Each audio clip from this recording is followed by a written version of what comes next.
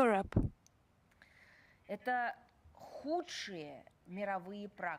It's the worst global practices. Yes, mobilization is conducted differently, different grounds, different categories. Historically, we have different examples, but in the 21st century, for the mobilization to be conducted as it is now conducted in Ukraine, those who are richer, they are exempted, and those who are poor, they are sent into this to this slaughter. Just try to find some similar things.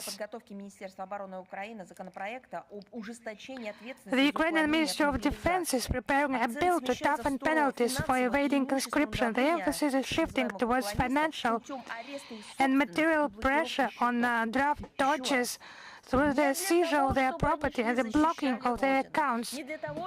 Once again, not for them protecting their motherland, using their skills on the front, but to kill them. And they are also robbed simultaneously. There is also digital surveillance in Ukraine. You see that there are no more safe places in Ukraine, also online. And it's not surprising that against this backdrop, ordinary citizens are resisting conscription.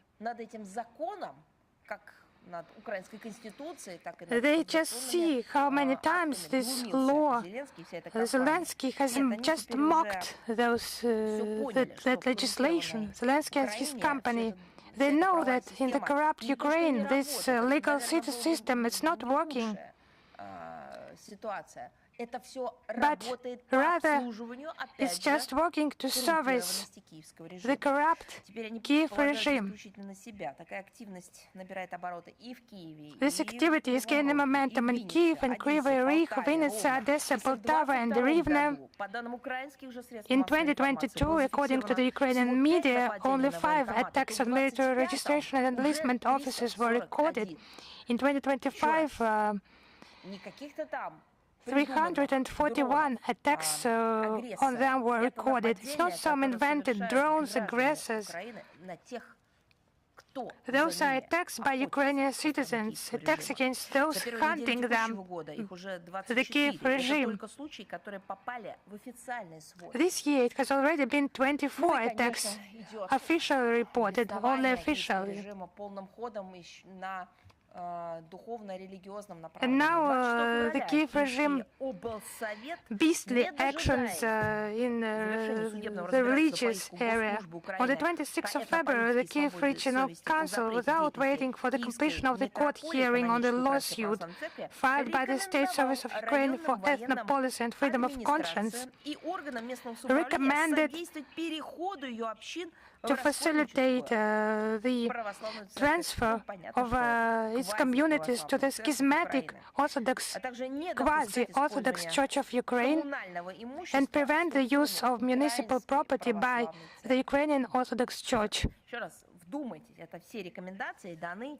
Just think about that. All those recommendations have been provided to the administrations and to the military structures. This decision was lobbied by the Regional Council Deputy Roman Titikala, I beg your pardon, who lamented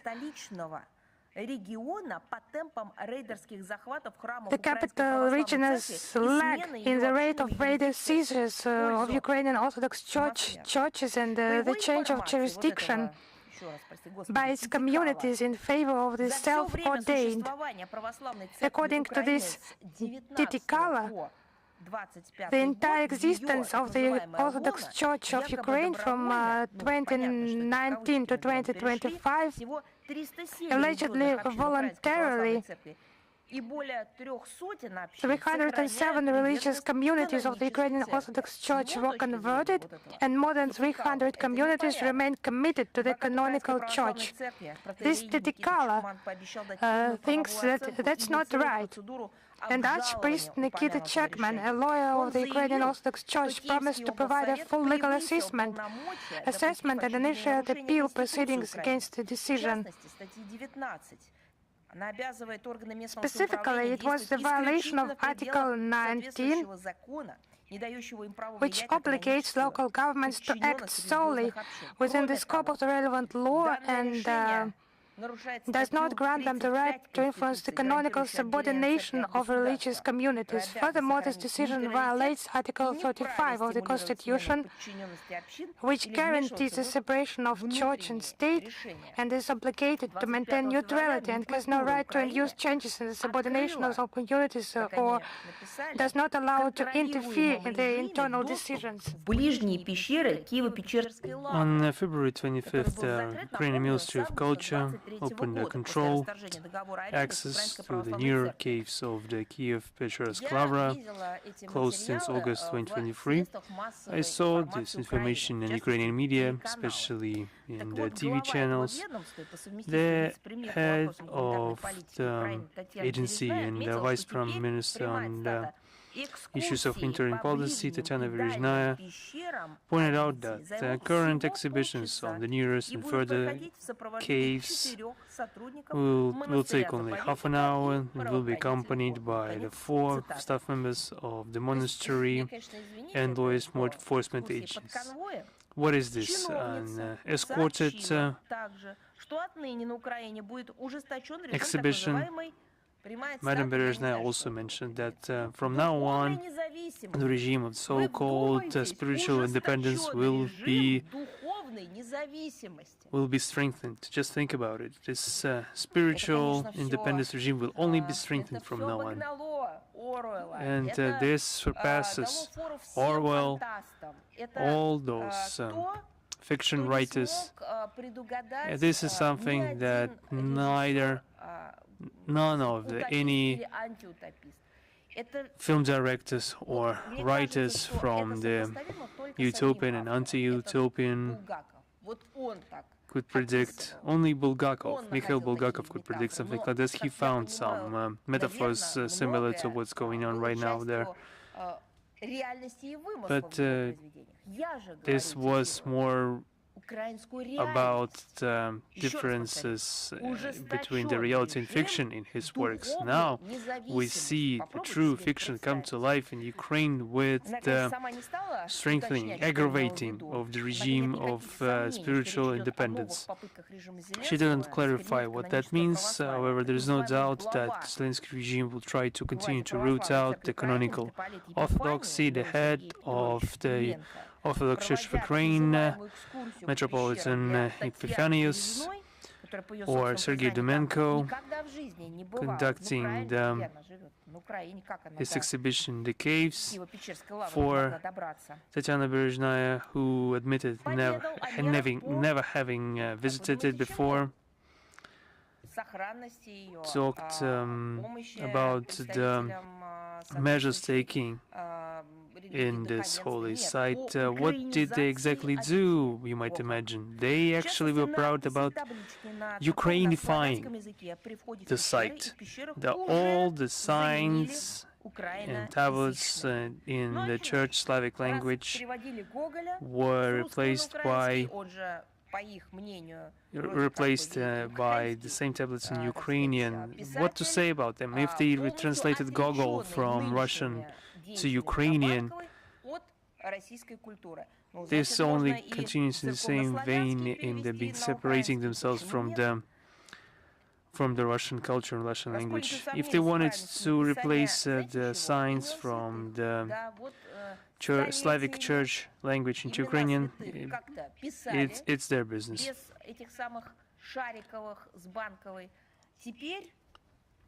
And now they needed to rewrite everything. We already saw it all.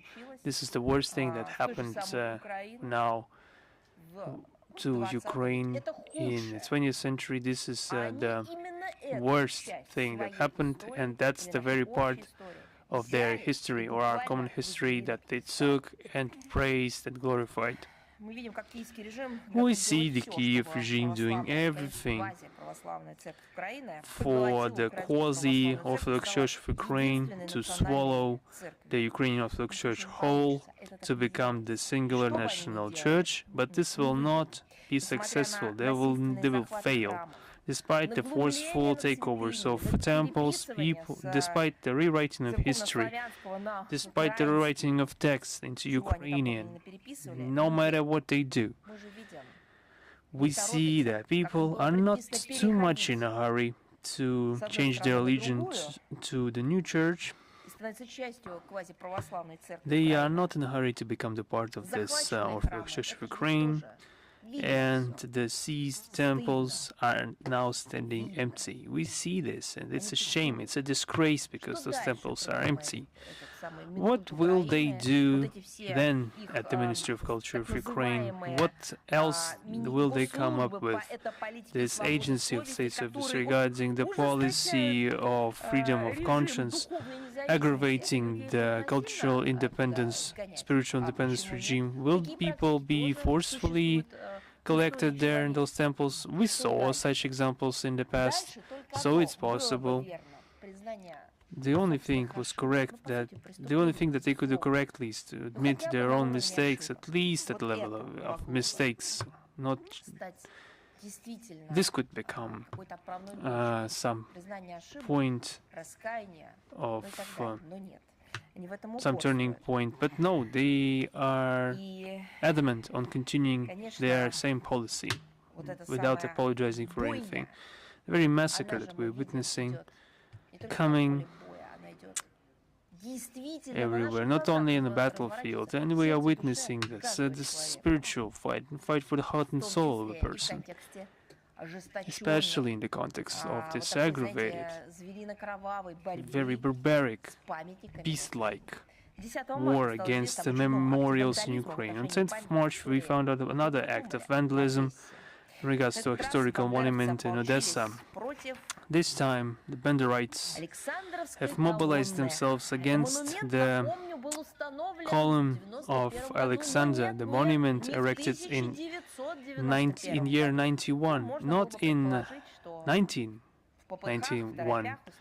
Perhaps there was some hastily erected monument, one might think, but no, this monument was erected back in 1891.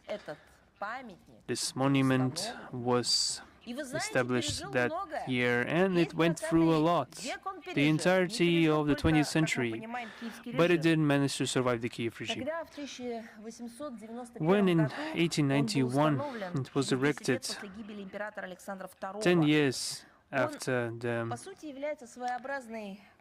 death of Emperor Alexander II, and it presented itself as a sort of a copy of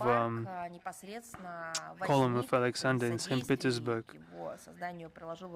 It was situated in the park, in a park that was opened in 1875 with direct assistance of Emperor Alexander II, who had planted the first tree in that park. In the following years, this park changed its name, lost and found new symbols. However, the monument, namely the column, was one of the main sites of the park and the entire city. According to the official version of events, some vandals armed with sledgehammers broke the tablets and tore away the imperial coat of arms of Odessa, because it had a Russian two-headed eagle and the crown of the Russian Empire on it. They also posted it into the social network with the phrase, "Odessa continues to rid itself of everything imperial and Russian. We expect a full-fledged demolition conducted by the State Council." Can you even imagine how the city of Odessa, which was founded not only during the Russian Empire, but also by a Russian emperor, namely the Empress Catherine the Great. Can you imagine the city having to rid itself from all the imperial and Russian heritage? Should it just eliminate itself, demolish itself? maybe those neo-Banderites, after that, neo-Banderites will be satisfied without leaving a single stone in the city. What else should they demolish? Conscience. As we understand, there's no conscience left. According to police information, there were 5 vandals, and they did their deed, and at 3 o'clock in the morning, so during the martial law,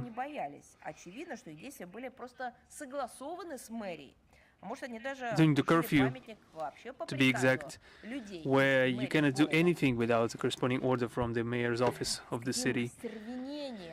And just imagine the drive that these neo-Nazi gang of Ukrainians were trying to destroy the monument of their own people, their own culture.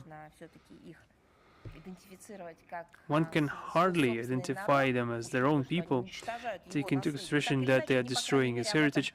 However, that's what they claim, network that they are living in one space with their compatriots. This testifies to the imminent collapse of the Kiev regime.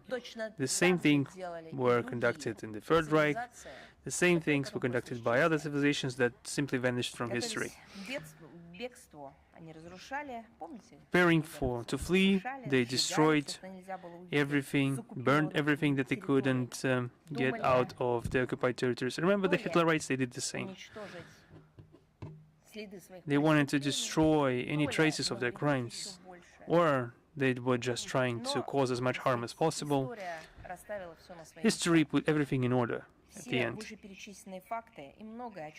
All the aforementioned facts and everything that we have been talking and will be talking confirm the relevance of our task to denazify, demilitarize Ukraine and remove military trade emanating from its territory, and all those goals will be accomplished.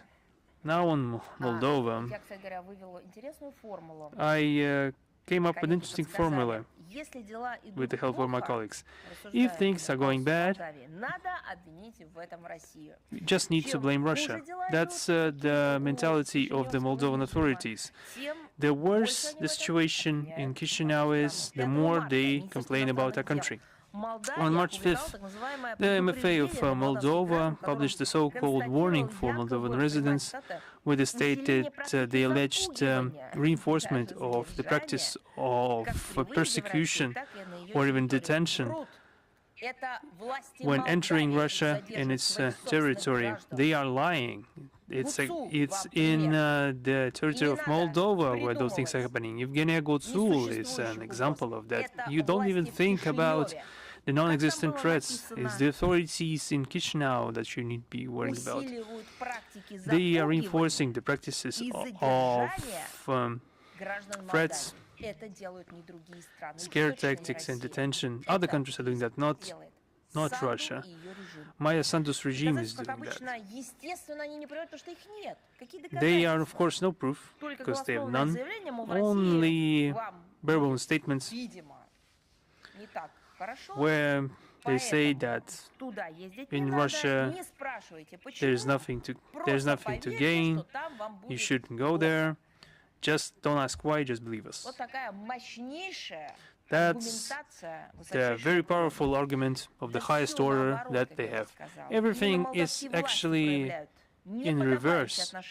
The Moldovan authorities are disrespectful towards the Russian citizens entering Moldova, but they're also disrespectful to the very same Moldovans. Have you forgotten that? That's the Sandu regime practice, not to let the Moldovan citizens to leave their country, and then to obstruct people trying to enter, even their own citizens.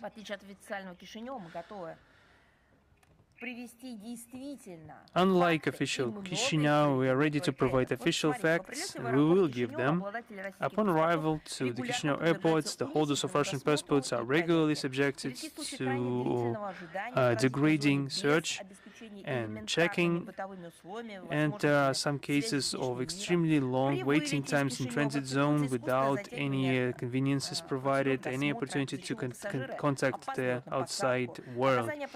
When departing from Chisinau, there are some artificial delays of search procedures, causing the passengers to be late for boarding, and the consular support is impossible because the employees of the Russian embassy in Chisinau are not allowed to visit the detainees. In any case, we see that we had to recommend Russian citizens to consider this and to abstain, if possible, from visiting the Republic of Moldova. The Chisinau is doing everything in their power to hamper the teaching and the use of Russian language in the country. I would like to remind everyone that 80% of Kyiv residents of Moldova speak Russian. They've also elaborated the different mechanisms to limit the participation of Moldovan teachers in different educational programs in Russia. They're also working on the question of withdrawing the recognition of degrees for the spread of the Russian propaganda. And they still have the goal to accuse us of imperialism.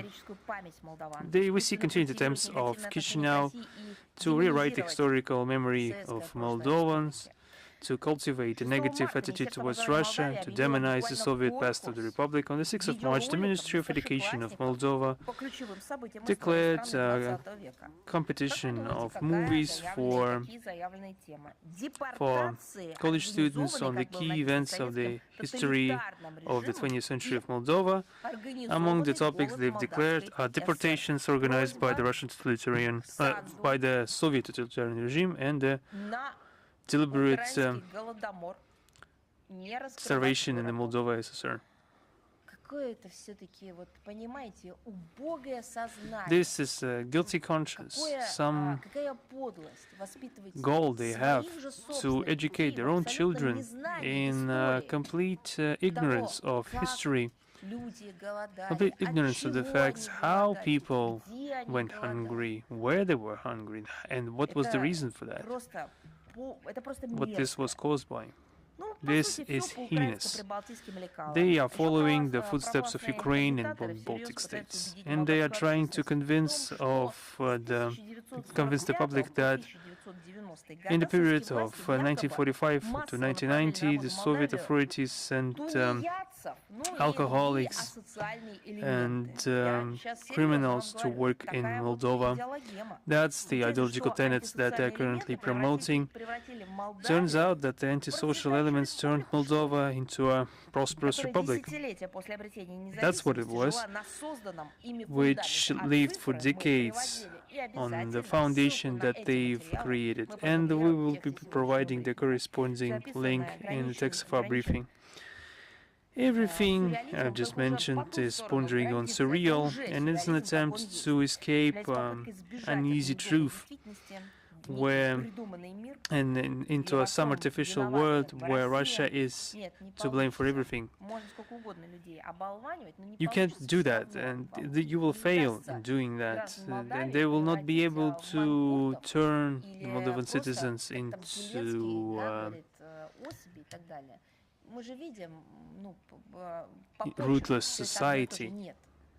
We saw everything happening before in similar circumstances. Moldovan people are people with their proud historical memory, their own culture, their own traditions, with a deep affection for their homeland, knowing its history. And the current breakdown of the economy, social and education spheres is the result of the actions of Maya Sandu and her sponsors from Brussels, and they are the only ones to blame and to be accountable for the current state of affairs. And we've just mentioned the lawlessness of the Kiev regime in regards to the religion in the country, and we talk every week about the facts provided to the public organizations in the United States and through our embassies and through our clergy. And There have been incredible amounts of data provided by us. You can't even name a briefing that we have in recent times where we haven't touched upon this topic, and all those briefings have been interpreted into English, mind you. And against this backdrop, we see a report in regards to the Commission of the United States Commission on the Freedom of Religion in 2025. This is a report on how people are comfortable and convenient in exercising their religious sentiments, and they have an opportunity to exercise their religion, or how there are obstacles and who is giving those obstacles. So you would say maybe the situation in Ukraine was not topic number one, because Americans, they primarily think about themselves, about their own actions, and the majority of people maybe will have the understanding or feeling that this report by the U.S. Commission on International Religious Freedom could begin this year with one phrase that the United States themselves right now, these days, these weeks, violate the rights of the believers, in particular Muslims, by their attacks, their bombings. During the holy month of Ramadan, holy for Muslims. And as I have mentioned earlier at the beginning, they do not notice their own violations of the believers' rights by attacking the sovereign states in the month of Ramadan, and they have not noticed the Kiev regime being subordinate to the West, to the United States of America, just violating the rights of believers, literally harassing, destroying the Orthodox religion. So this report was released on the 4th of March. It's an annual report. And this is the so-called blacklist from the last year's blacklist. Russia was transferred to it, who was there as, quotation, a country of particular concern. So just imagine, we have so many religions, global religions, confessions. They make statements on Russian TV, in media outlets. They have their websites, social networks, international conferences. They have their events in their professional areas, educational, scientific, traditional events. They hold meetings. They're regularly received by authorities, representatives, executive authorities, primarily the president, executive authorities, legislative authorities, and so on. But not a single time during the last 20 years, they have not mentioned any global or issues that could not be resolved that are connected with religions. And I would draw your attention that confessions representatives have on multiple occasions highlighted that for their confessions for Orthodoxy, Christianity, Catholicism, Buddhism, Islam, the highest ranking spiritual leaders, they highlighted that for their confessions, it's a historical moment of renaissance when new opportunities emerge connected with their cult, education, state, society interests,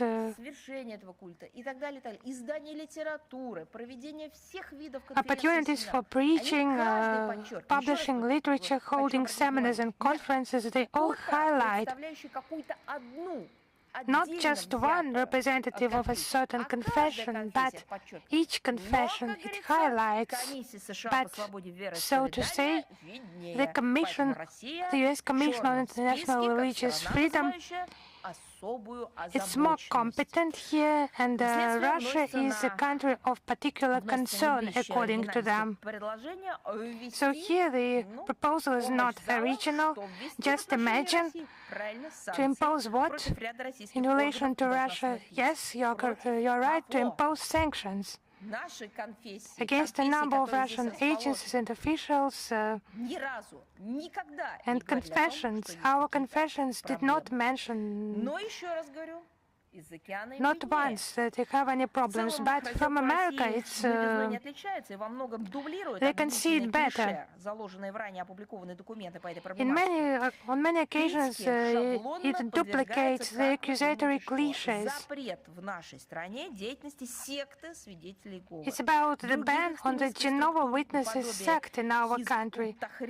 Other extremist structures like Hizb ut-Tahrir al-Islami. There are also insinuations regarding the cause of the special military operation. Yes, that was also included into that report of the Commission on International Religious Freedom. But they claim to be objective.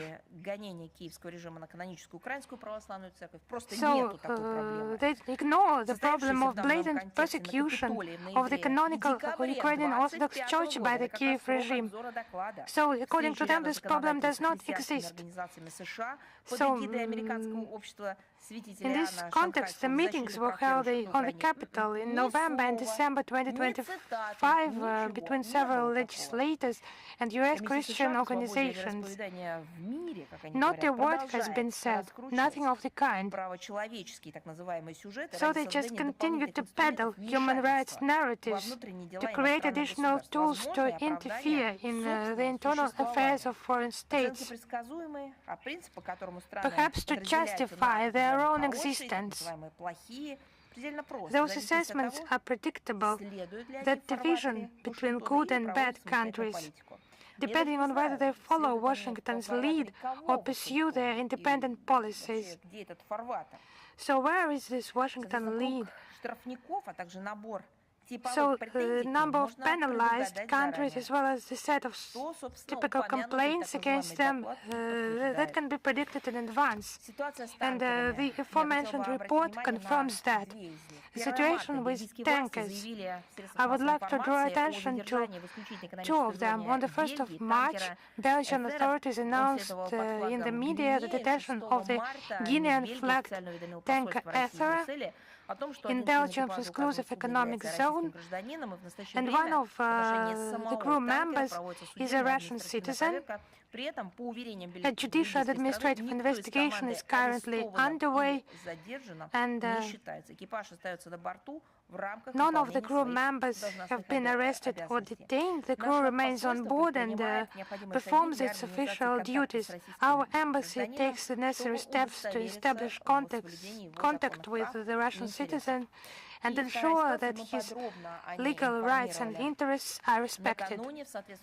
The second situation, we have mentioned it before in the comment on the 3rd of March at 4 a.m. local time. It's about Maltese time. Arctic Metagas gas carrier, Russian flagged, with 30 Russian crew members that carried 4,000 cubic meters of liquefied natural gas, was attacked in the Mediterranean Sea near the coast of the island of Malta. The vessel was deprived of electricity. There was a gas explosion.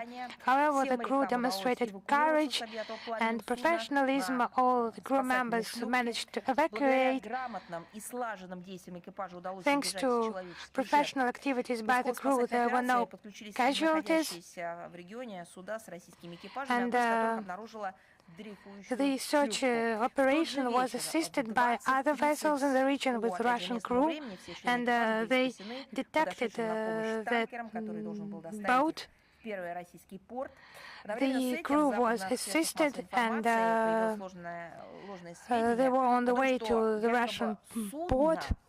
But in the Western media outlets, there was a fake information that the vessel caught fire and caught fire by itself.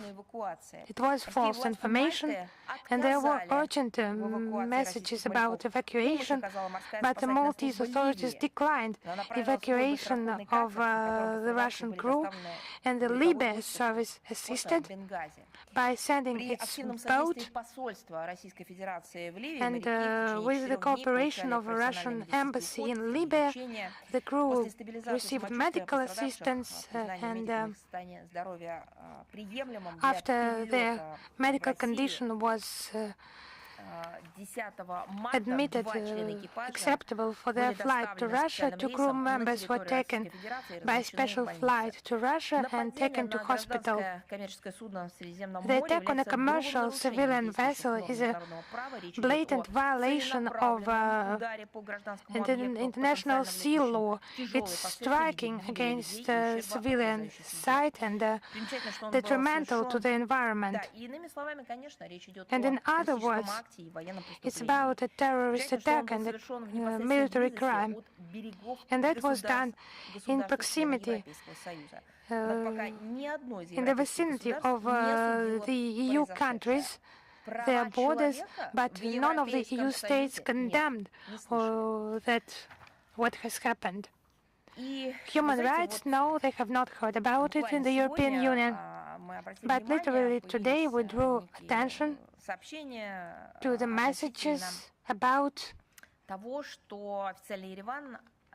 the official Yerevan declining the Russian side's initiatives to provide humanitarian aid to the refugees from Karabakh. So in order to avoid any speculations,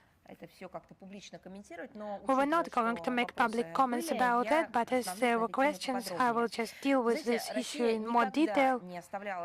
Russia has never left people of the mentioned region without assistance, and has always assisted people in Karabakh and was among the first to send humanitarian aid to the region. However, they were not very glad about Russian assistance for some reason. No thanks, as they said, but now a new denial, refusal. It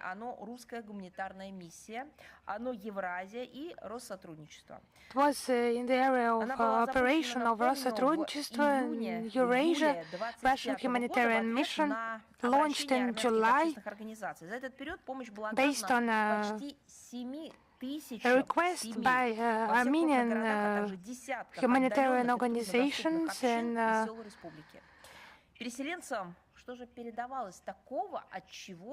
the communities situated in far region. So why did they refuse? They also brought products, 8 kids and specialized children. Specialized products for children, so it was around 40 tons.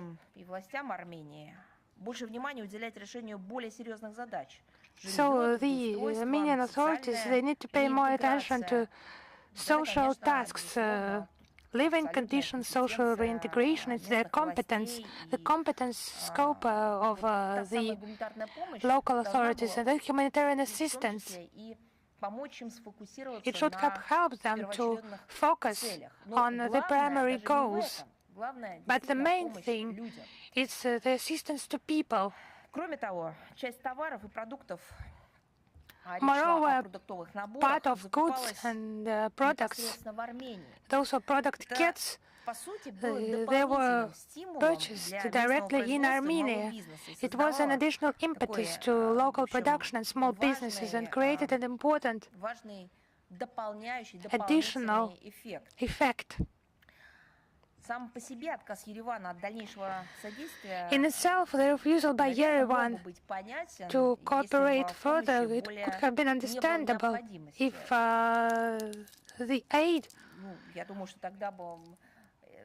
wouldn't be needed, but it would have been obvious by the Russian side not to offer that aid if it is not needed. Let us have a look at the fact. A number of requests by Armenian citizens for such assistance was growing. But the basis of Yerevan not agreeing on the new shipment of aid, it just causes more questions than answers. So I will quote: "The legal norms of Armenia limit the provision of donations and assistance in the period before the elections." End of quote. So we have tried to find out what exactly they mean, but the Armenian authorities, they had difficulty to precise which acts they meant.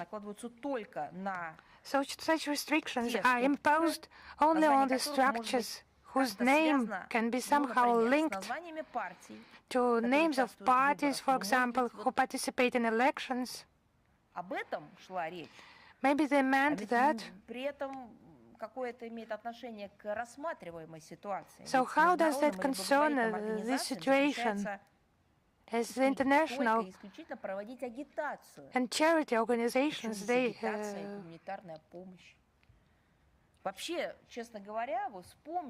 can just participate in pre-election processes, but how is that connected? Pre-election processes and humanitarian aid. So the assistance provided by our country to other countries because of casualties, conflicts in different corners of the world. Naturally, we tell about that, but in this particular case, when there were questions, we answered them, but for that to become some propaganda or agitation, that has never been the case.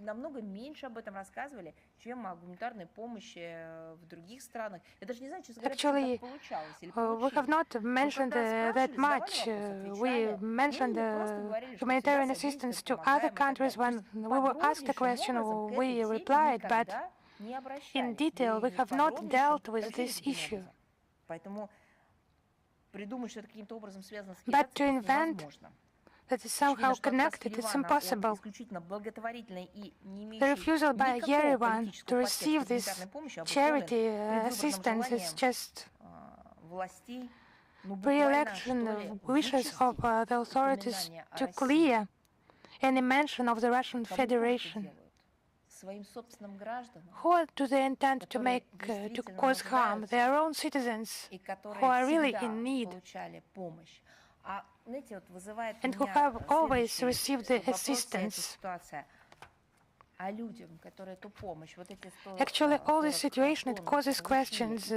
People who have received tons of this assistance and want to receive it further. What explanation will they receive? That Russia refused to provide assistance? No.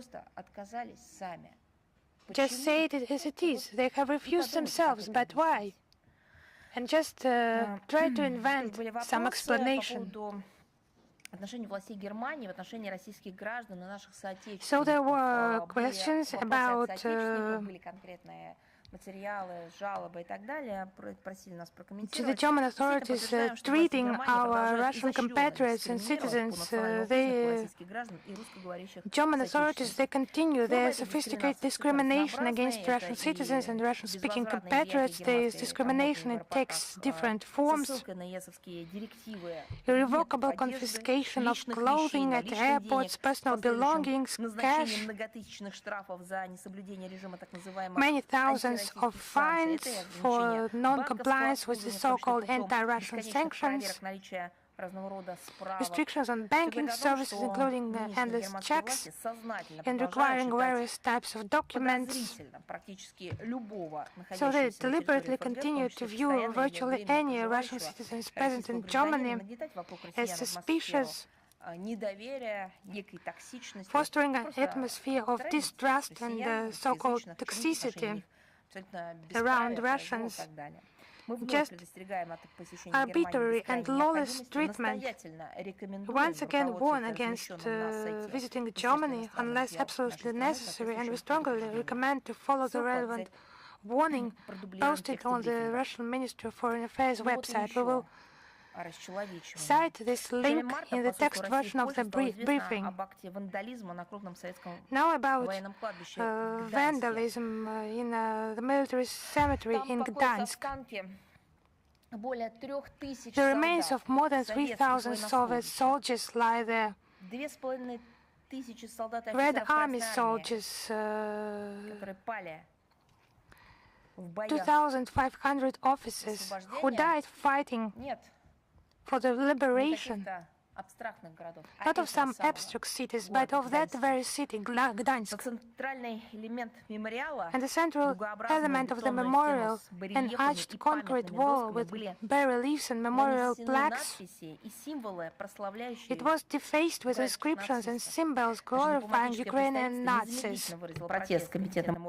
Our foreign mission has immediately came up with a protest, an official protest, and called to prevent corresponding events in the future. It's long known that official Warsaw does everything to remove everything connected with the history of Soviet Union and the Red Army, liberating the Polish people from the slavery and the subjugation on the part of Nazi Germany. Hundreds of murals have been demolished, and the acts of vandalism are not being punished. The events that happened are not even beyond the scope of any practices conducted by Poland regarding the lack of historical memory. This is a disgusting example of Russophobia in Poland. And this is a flagrant nationalism in Poland, and it proves the fact that those who are trying to exercise unpunished hatred and towards Russians, Russophobia, are sooner than later degrading into an ordinary Nazism, insulting the memory of their ancestors. And now another important historical event. Since we are marking on the 12th of March 86th anniversary of the conclusion of the Soviet-Finnish War of 1939-1940, also known as Winter War, and this conflict was preceded by negotiations between the USSR and Finland, during which the Soviet leadership came up with proposals to sign a mutual assistance treaty and an exchange of territories, which had a strategic meaning for strategic significance to ensure the security of the Soviet Union in the conditions of the aggravating military-political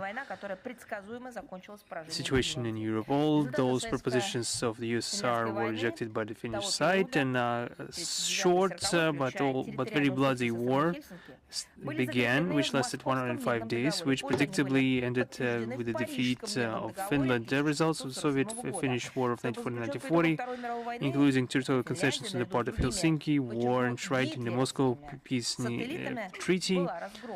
They were also confirmed in the Paris Peace Agreement in 1947, concluded after the Second World War. And for a long time we had an impression that historical lessons have been learned by official Helsinki. During many decades, Finland stuck to the policy of non-alignment to military blocs and was friendly towards the Soviet Union. Then Russian Federation tried to pragmatically and beneficially to resolve practical issues of interacting with our country. However, we are forced to state that in recent times, with the arrival of new generation of Finnish politicians in Finland, we see a radical demolition of all preceding foreign policy courses, including the heritage of mutually respectful good neighborliness and coexistence with Russia. This is not some marginal idea that was ascended to political Olympus and then discarded. No, this is a new ideology. The country has joined the adversary military bloc of NATO, not only adversarial to our country, but also just an aggressive military bloc, and is also consistently growing the military expenses, which are now currently 2.5% of GDP, and they have plans to increase them further. There are also some Russophobic propaganda in the Finnish society. There's a militarization, widespread militarization of society under the slogans of increasing defensiveness. This begs a question: does the Finnish establishment realize what will be the result of this reckless policy? Obviously not. A couple of weeks ago, the European Union was desperately forbidding themselves to purchase Russian energy. And after this, what has happened in the Middle East, we saw the prices for energy resources skyrocketing. And after we mentioned that they skyrocketed even further. And who was to blame for that, according to Europeans? Who was to blame? Who was to blame for any hardships of their population? They started to blame Russia for that. And I quote that they were trying to accuse Russia of profiteering and profiting from this situation in the world. And I would like to remind them that they have just banned themselves from buying energy from Russia by all types of sanctions. They were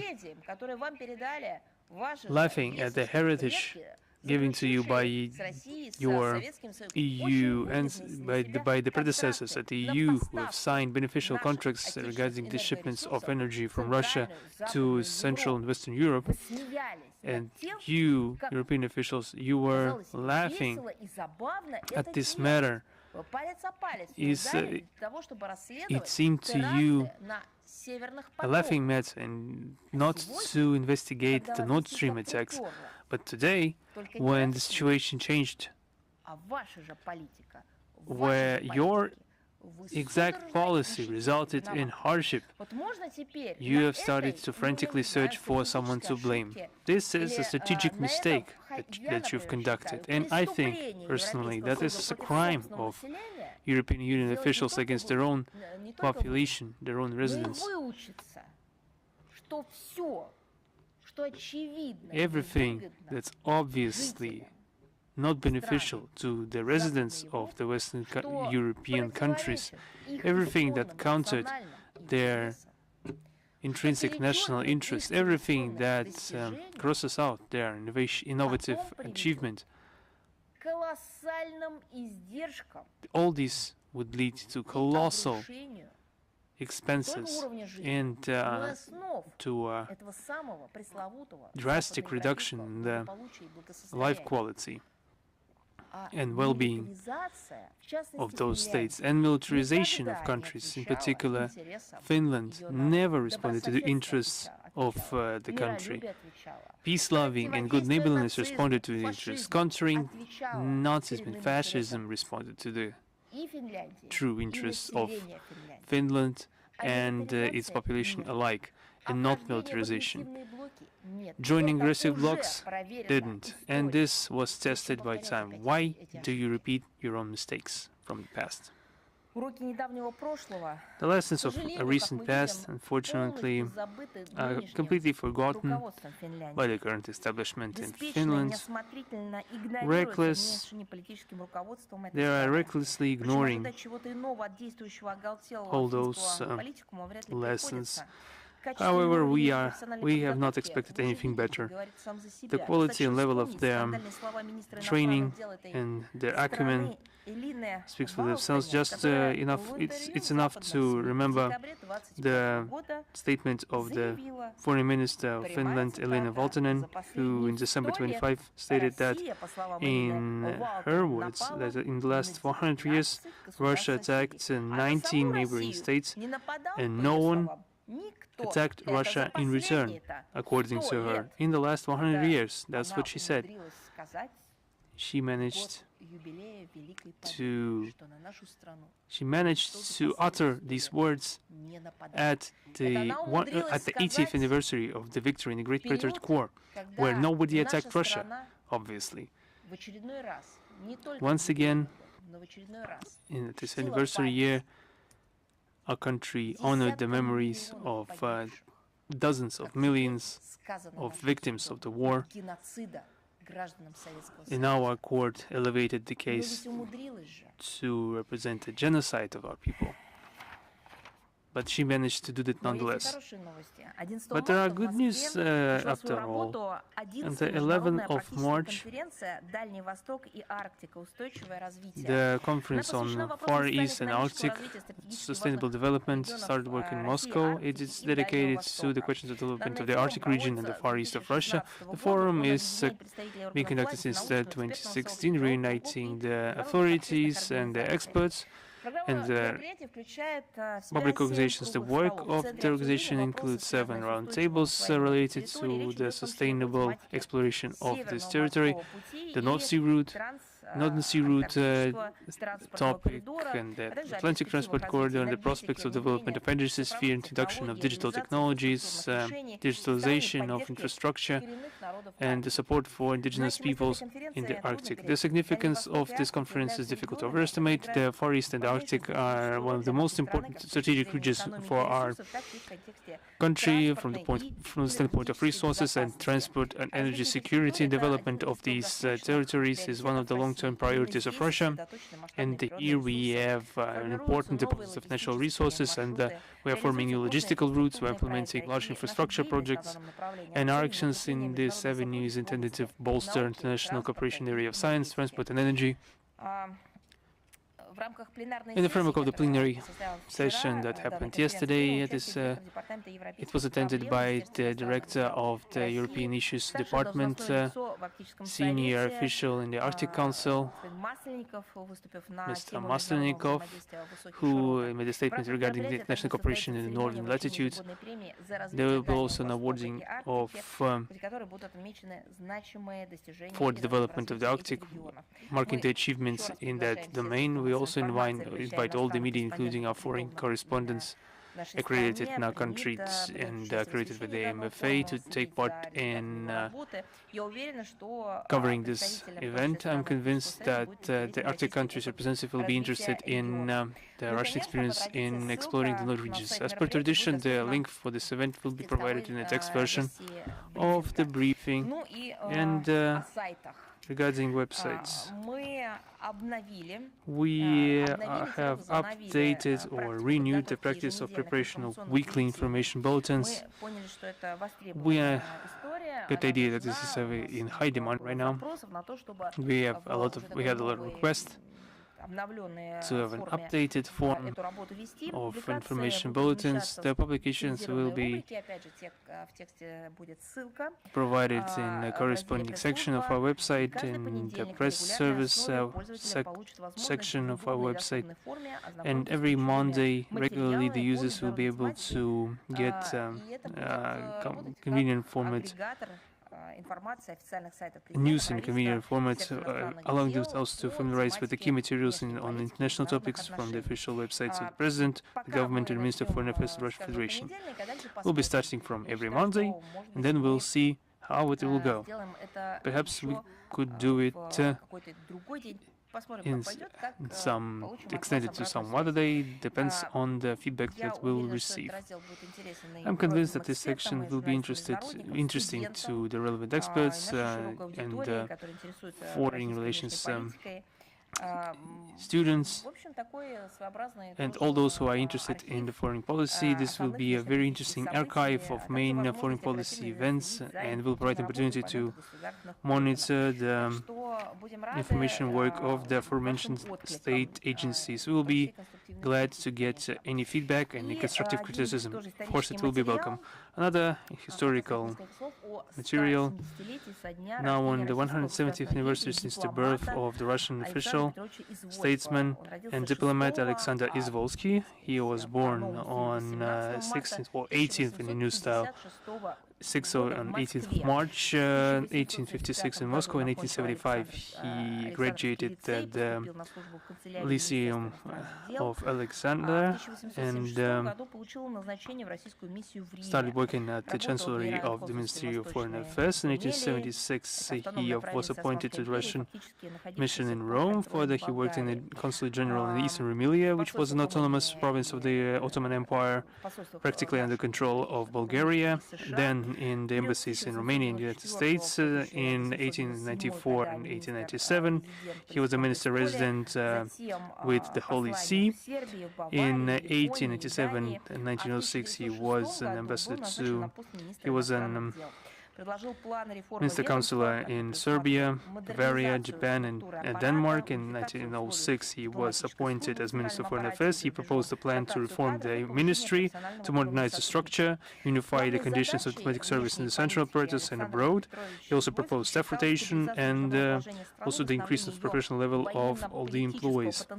The main task of foreign policy, he considered it to stabilize the international situation of the country, to restore its military political potential, and the conclusion of the bilateral agreements with great powers. In his report to Nicholas II regarding his negotiations with European officials of 6 November 1907, the minister wrote the following: that the temporary weakening of international stance of Russia due to the revolutionary movements and destruction of our forces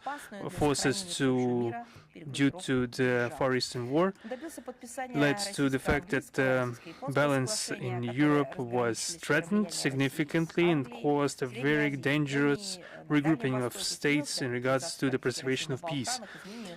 Mr. Izvolsky reached the agreements between Russia and in Great Britain, then the Russian-Japan agreements demarcating the spheres of influence in the Central Asia and the Far East, and also strived to revitalize the work of Russia in the Balkans and the change of status of Bosphorus and Dardanelles.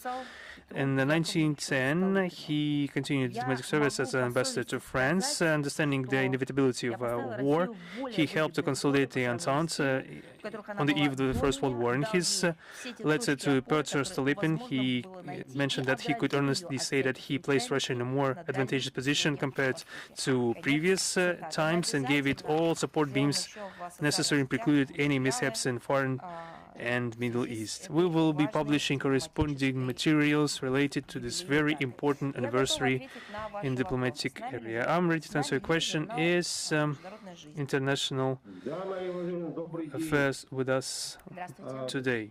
Yes. At the start of the week, the chair of the European Commission, Madam von der Leyen, mentioned that the EU should be ready to be more decisive in demonstrating their power because they could not rely on systems, on the rules-based system anymore in fighting threats. How would you comment on this statement? You know, I propose to have a little bit of a clarification of this quote because the quote is extremely amusing. She said that, and I quote, that Europe should be able to project its power, so to deter, counter, and reinforce its influence. And the very EU leadership is also ignoring the fact that the EU has never in its existence been more respectable and influential than back when they were demonstrating their intent to have a peaceful development and promotion of positive agenda based on the beneficial provision of Russian energy resources according to agreements we reached with them. What now is left from this? Only trifles, there's only a little left. We see a crisis of economy, which they are also witnessing. We are seeing that the heritage of the political predecessors being eroded, despite the fact that their predecessors had the wisdom to conclude beneficial long-term agreements and treaties with their country, beneficial infrastructural projects, for example, to get energy. Nothing is left now.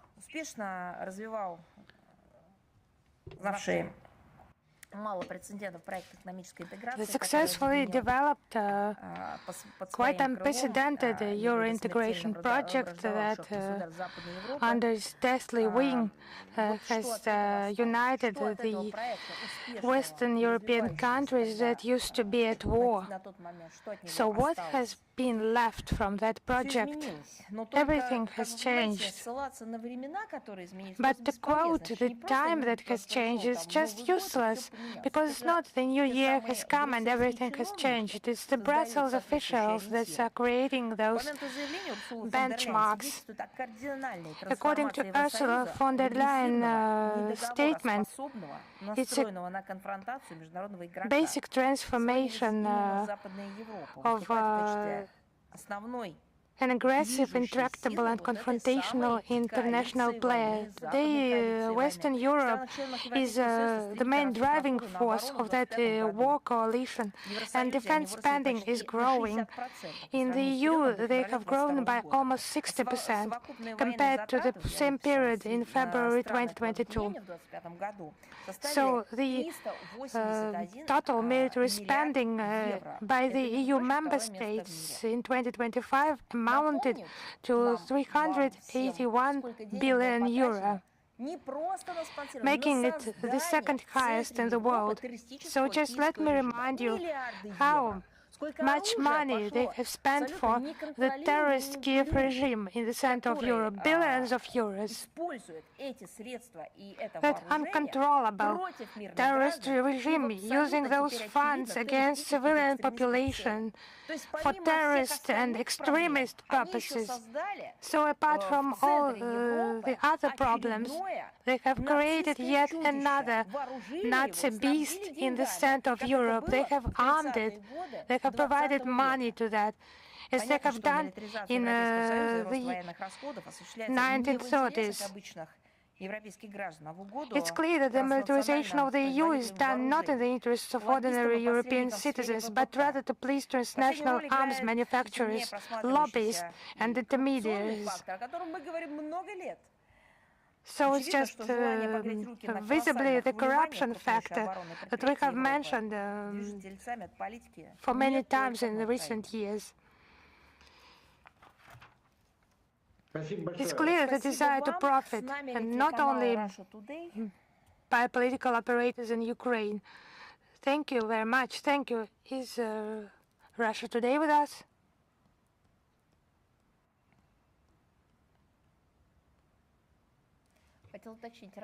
I would like to precise, is Russia Today with us? If not, we will move on.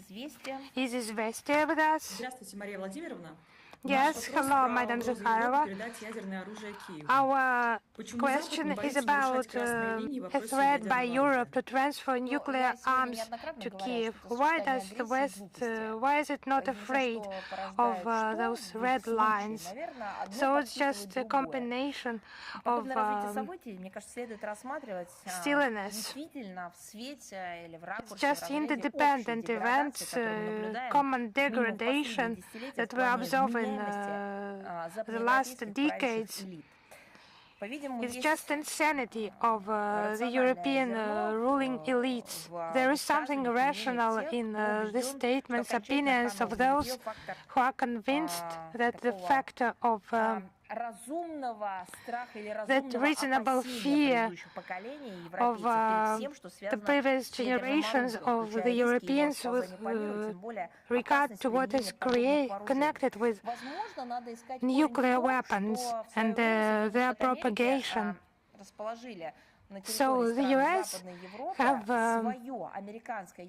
stationed on the territory of Western Europe their own American nuclear weapons, and they have not allowed those Western European regimes, have not allowed them to participate in governing those nuclear facilities.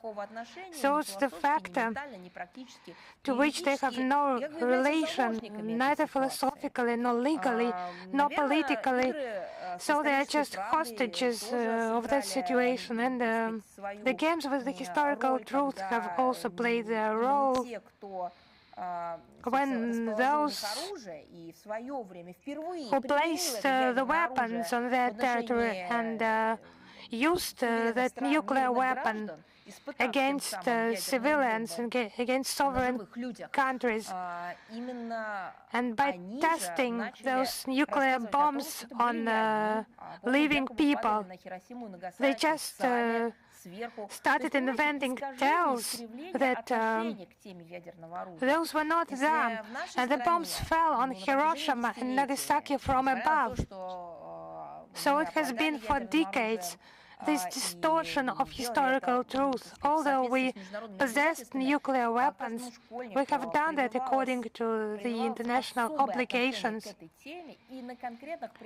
Each school child, he was educated, special relation to that issue, and he was told about the dangers of a nuclear war, the consequences that come after the use of nuclear weapons. In Western Europe, this issue became rather a field for manipulation, and they do not base on facts and historical truth. So that's where we should look for the roots. But in general, some banalization of military and nuclear problems by the European capitals by irresponsible rhetoric, and they do not correct their responses. On Bankova, they said that they should drop nuclear bombs on Moscow, on Russians. They just kept sending money, even more money to them after that. And a lot of statements on those issues. Now the authorities in Europe, they allow for a possibility of practical implementation of destructive schemes, attempts to use nuclear weapons to achieve situational goals. Now they just make statements about shipments of those weapons, nuclear weapons, in collaboration with Paris, Berlin, London. Just some cars, several divisions, a couple of tanks, and so on. As it requires special preparation, they forget that it's a highly sensitive issue, but they have presented such arguments when it was about building nuclear stations. When it's peaceful atom, they will find some environmentalist public figures who are trying to ban that. But then it's about some network business, nuclear business for military purposes in violation of the previous norms and provisions, all of them. It's just perceived in Western Europe as some possible, acceptable philosophy, politology, and why not present those arguments? So this idea is about the flagrant case connected with the data unveiled by Russian special services, London and Paris, assisting Kiev in the creation of a dirty bomb and transfer of nuclear weapons. It's just mad and mad aspiration to inflict the defeat on Russia. It's just no instinct of self-preservation. But now they say that it's unacceptable transfer of nuclear weapons to Kiev. Right after the Second World War, after its end, former allies in anti-Hitler coalition, they just made plans to strike with the use of nuclear weapons, strikes against our country. It's a historical fact. You understand? So there is nothing impossible here. As they say, it's absolutely impossible. How can that be? As we see, the Kiev regime is just begging for that nuclear component that it's lacking so much. What will they do with that further? They do not think about that in Paris or London, but they should do that.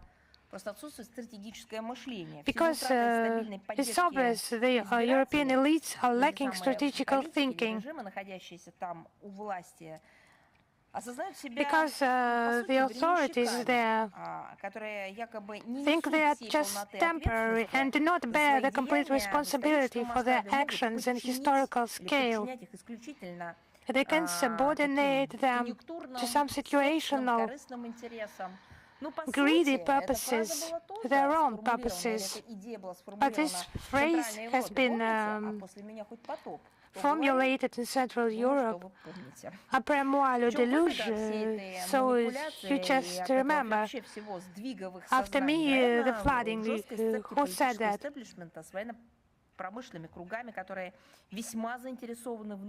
So those political circles are just interested in this wave of militarization of Europe and raising the stakes in nuclear rhetoric.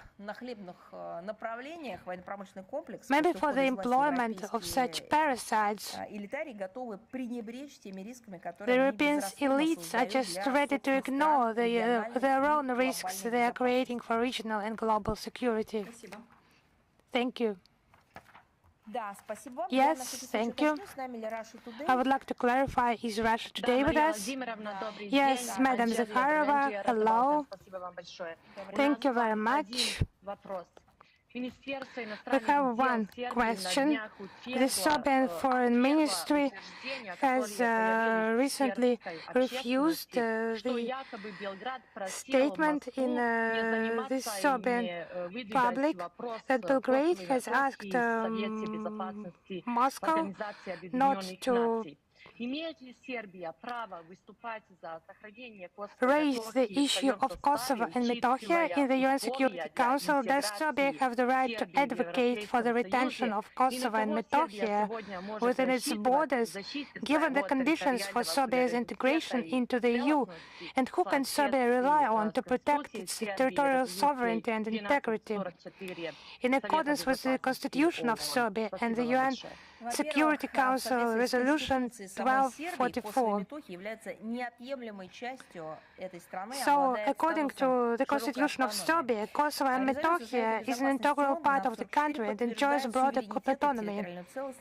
The UN Security Council Resolution 1244 confirms the sovereignty and territorial integrity of Serbia, including the autonomous province of Kosovo and Metohia, and regulates the activities of the International Civilian Mission and security forces tasked with maintaining peace and stability, and no other tasks. So Serbia is forced to reconsider its approach to the Kosovo issue. There is no such preconditions. The international legal framework remains the same. What you have mentioned, actually, those assertions are absurd and lack any substance. Do not rely on facts. In general, you can say they contradict common sense.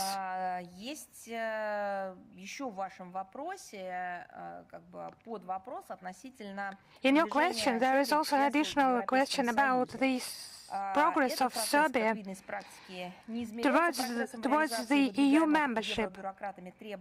This process is not measured by demands put forward by European bureaucrats, which are constantly revised to suit the current situation. It has turned into a politicized shell game, which Brussels is using to further increase pressure on Belgrade, including with regard to Kosovo. Instead of genuinely facilitating negotiations to seek solutions, the EU has been blackmailing the Serbs for years, while simultaneously unleashing the so-called authorities in Pristina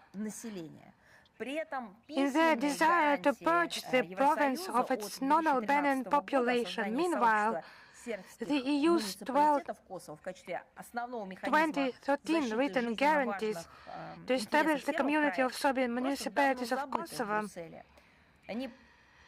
has been long forgotten in Brussels. It's cynically sabotaged by so-called politicians in Pristina. We have repeatedly stated that such maneuvers serve only one purpose: to replace the legitimate mechanisms of the EU Security Council with some kind of ersatz mechanism designed to lead Serbia to its EU membership. It's just incompatible. This formula reiterated endlessly by the EU. Either, but this formula, when requests are presented to Belgrade, is contrary to the Serbian constitution and to the international law, in particular the UN Security Council resolution that is binding for everyone. We think that the solution lies within the political and diplomatic dimension. It's about the implementation of international law and the UN Security Council Resolution 1244 of the 10th of June 1999. Russia will protect and support and take the decisions, adopt the decisions that will be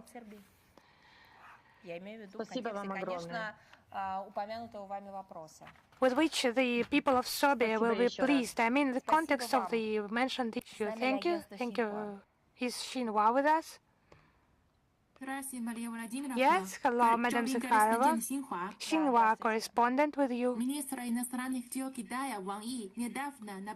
Chinese Foreign Minister Wang Yi recently, during a press conference, outlined China's Global Governance Initiative, highlighting that the core of this initiative is to preserve and strengthen the leadership role and the centrality of the UN. What is Russia's position on China's Global Governance Initiative, and what joint actions will China and Russia undertake in the future to implement genuine multilateralism and promote a more equitable and rational system of global governance? Thank you.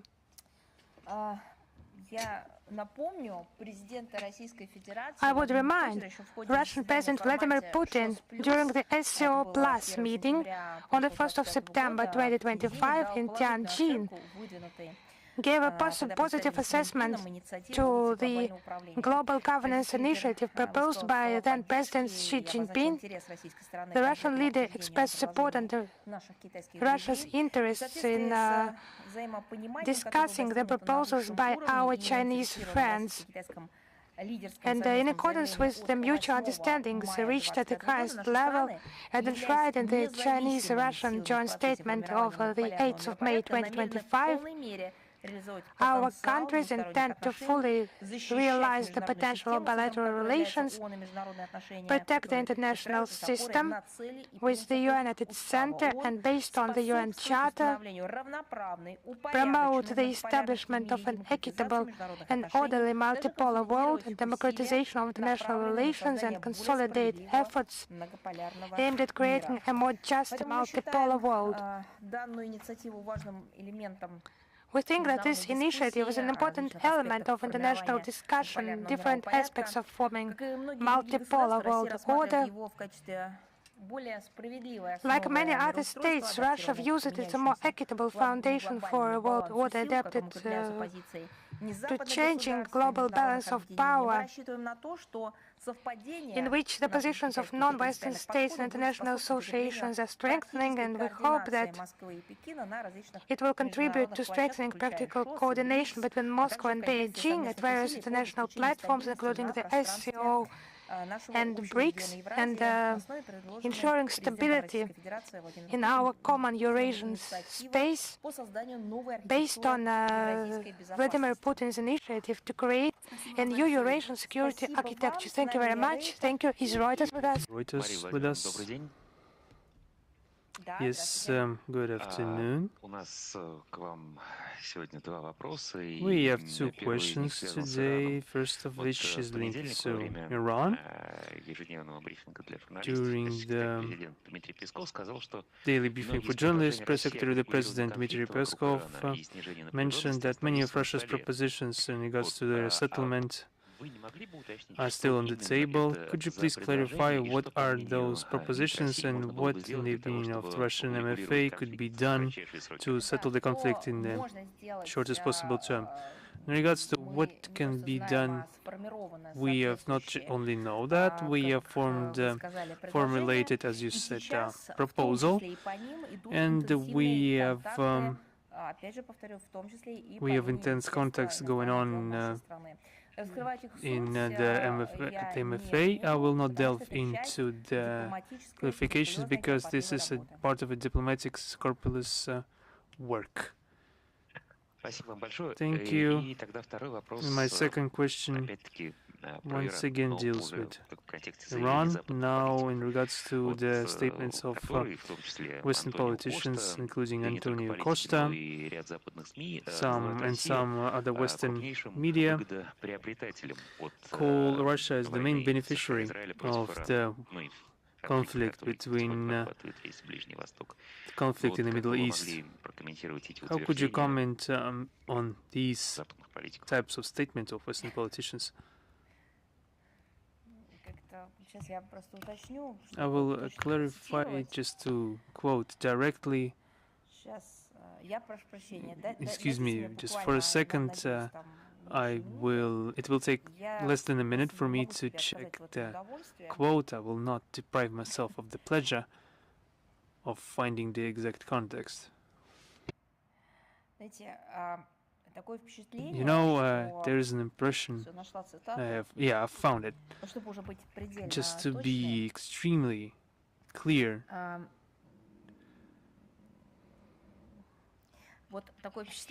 have an impression that when Antonio Costa and others right now, we're talking about Western European officials saying that Russia is the main beneficiary of the existing tragic ongoing events in the Middle East.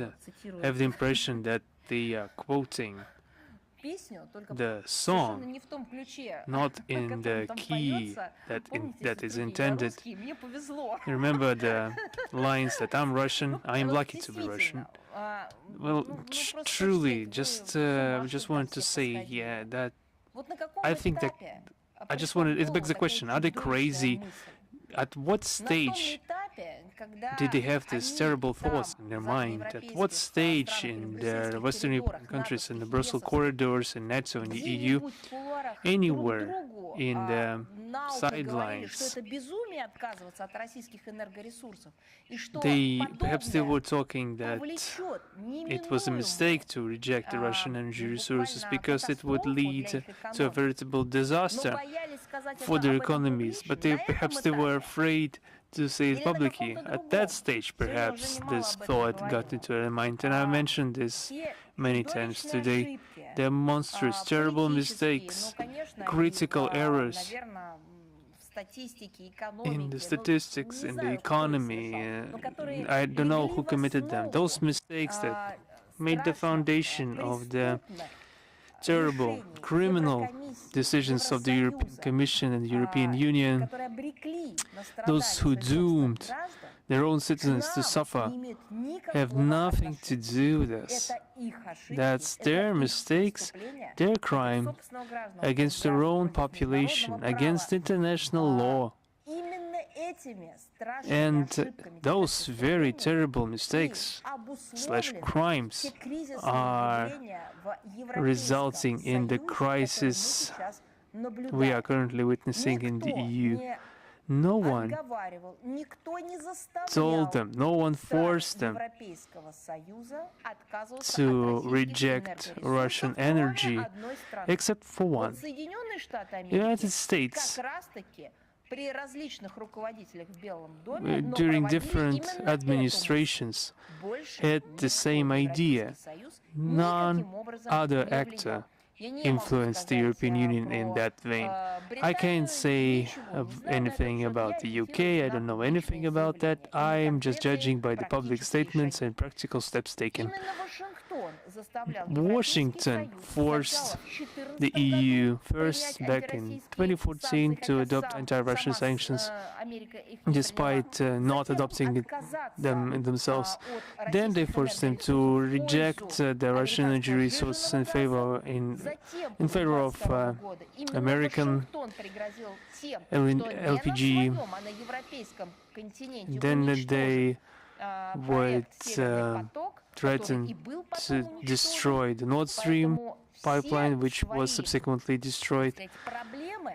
All those problems of EU Commission should be placed not on Russia's tab or China's tab or any aliens they might come up with, but only on themselves. They have only themselves to blame. The level of being corrupted by their accomplices from beyond the ocean in the very bloc of NATO. What has Russia got to do with it? Moreover, I'm pointing your attention to the fact that despite everything, Russia confirmed not only our capability, but our principled position as to there cannot be any politicization of energy cooperation as being done in the West, because primarily this is a question of security. This, we have the same opinion for economy, saying that any legitimate sanctions measures should not be applied. So all questions should be addressed to them. This is another telling demonstration that the EU leadership in their anti-Russian hysteria are viewing any actions and estimates in the regards of damaging Russia. It is becoming absurd, even in the context of US aggression against Iran. What has Russia to do with that? The head of the European Council is worried not about the stabilization of the situation in the region, but the probability of the growth of Russia's proceeds from exporting hydrocarbons with taking into consideration the current situation. They need to take the entirety of the question into consideration, not just parts of it. That's why we see European bureaucrats are trying to lift any accountability for any obvious fails in the foreign internal policy. They have stuck to the tried and tested practice of blaming Russia for everything. And now they are just trying to change the situation by just bringing China into it too. Regarding the prices of energy, the current destabilization, yes, it caused the sharp rise in oil prices and gas prices. But remember how often this was mentioned by Russian President Putin in different forums and conferences regarding the long-term stable agreements on energy. If they had done it, perhaps they wouldn't have suffered or would not be affected as much. Perhaps currently, if such agreements were in place, they would be better off. But now they have what they've got. According to different estimates, the price of oil and gas has grown by from 60 to 100%. It's obvious that imbalance in the global energy markets is wrought with serious negative consequences for the entirety of the world economy, very detrimental to the Brussels regime that has essentially disarmed themselves, deprived themselves of resources. We shouldn't forget that the current situation, I'd like to stress it once again, the current situation in the energy security in the EU primarily is a result of a short-sighted, vassal-like policy of the very European leaders, including the forced rejection of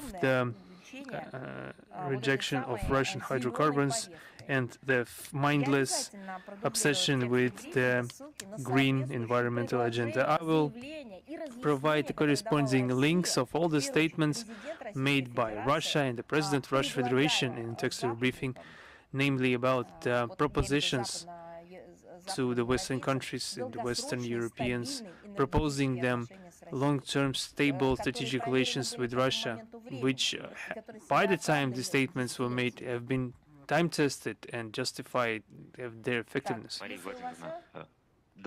Yes, Madam Zakharova, thank you very much. Thank you for the extended answer. Is Sputnik Abkhazia with us right now?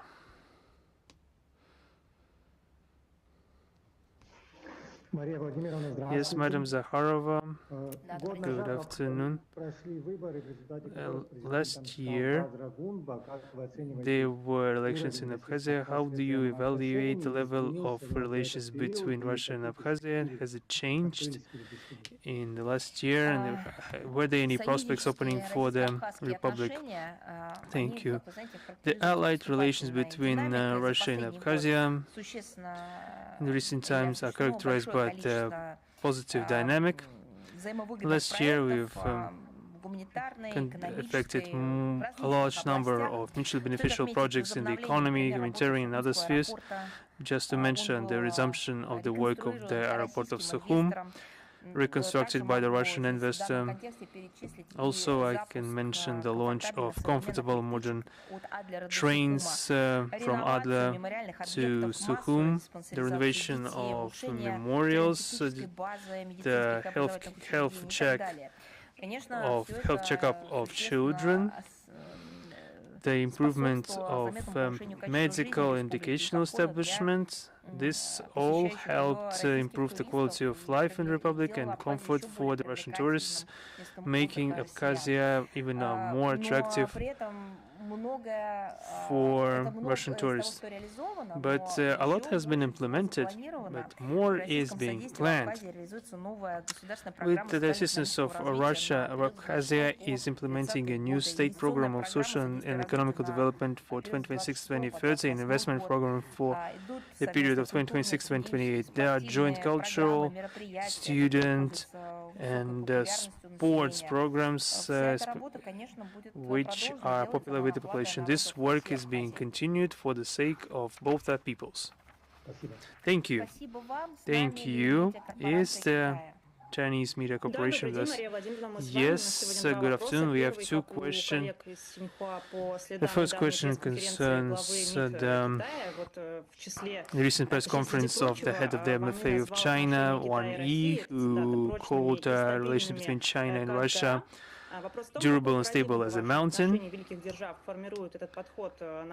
Our great powers are continuing this approach against the backdrop of actions of other states and which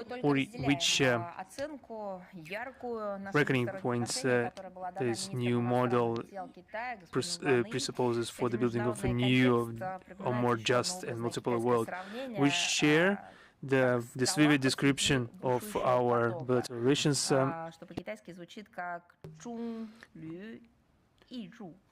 Chungliu Iju, a cliff among the roaring torrent of water. This can describe our relations with China. The able leadership of our two states, Russian-Chinese relationship, has reached an unprecedented high level and continues to develop. Our interaction is unique in representing a mutually respectful dialogue of two great powers in the world. We view ourselves as a priority partners, and we are providing mutual assistance on questions of mutual interest. We delineate the formula of our bilateral ties as relations of comprehensive partnership and strategic interaction in the new era. This reflects a new quality of our ties, which have resulted from the work and diplomacy of our leaders, the President of Russian Federation Vladimir Putin and President of the People's Republic of China, Xi Jinping. And the blooming of relations between our countries has come during the period of accumulating transformation in the world arena. Russia and China are independent centers of power.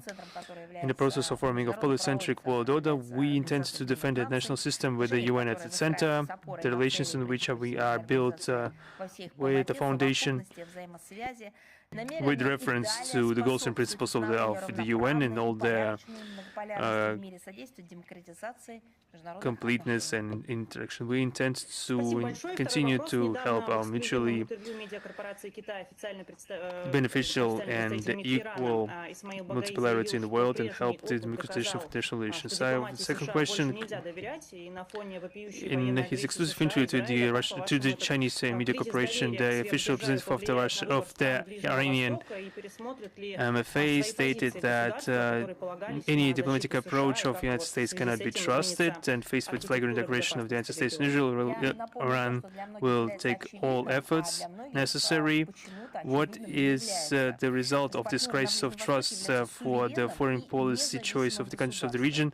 Will the countries of the region reevaluate their stances, since they've been relying on the United States for the longest time? Our partners in the Middle East are sovereign and independent states, so they have the full right to independently choose their foreign policy course. And we mentioned this previously all the time, and the Minister of Foreign Affairs, Russian Federation, Mr. Lavrov, in his statement at the ambassadorial roundtable, which took place on March 5th in Moscow, mentioned this. In his first statement, linked with the armed aggression against Iran of February 28, we underlined the fact that the United States and Israel, by plunging the Middle East into the abyss of uncontrolled escalation, are practically forcing the states of the entire world, especially in the region, to get more serious means of countering the existing threats. Thank you, thank you. Is Anatoly with us? Yes, good afternoon. We have one question today. Did Russia provide any humanitarian assistance to Iran, or were there any requests from in regards to the refugees from Iran? I think I mentioned this today in the first statements I enunciated during today's meeting regards to the situation, humanitarian situation in Iran, etc.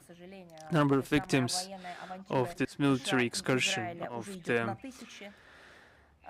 United States and Israel is numbering in the thousands. The educational, medical establishment being bombed, cultural heritage sites are being bombed, and the environmental damage is immense, especially in Tehran and its neighborhood. The negative consequences for the region in all aspects are significant and are detrimental, primarily for the livelihood and health of the people. Unfortunately, they will have a long-term character to them. And due to the difficult humanitarian situation, the President of the Russian Federation ordered the Ministry of ordered the Emercom to dispatch medicine and humanitarian aid to Iran, and Emercom, as the charged ministry, will be sharing information on that regard. And we will be also relaying this information through our lines. Despite the fact that this led to destabilization of the Middle East due to the campaign of the United States and Israel, we don't see any refugee flows as of now. However, the further escalation could only lead to irreversible consequences. Thank you very much. Is Bold News with us? Yes, hello, Madam Zakharova. Annually on the 16th of March,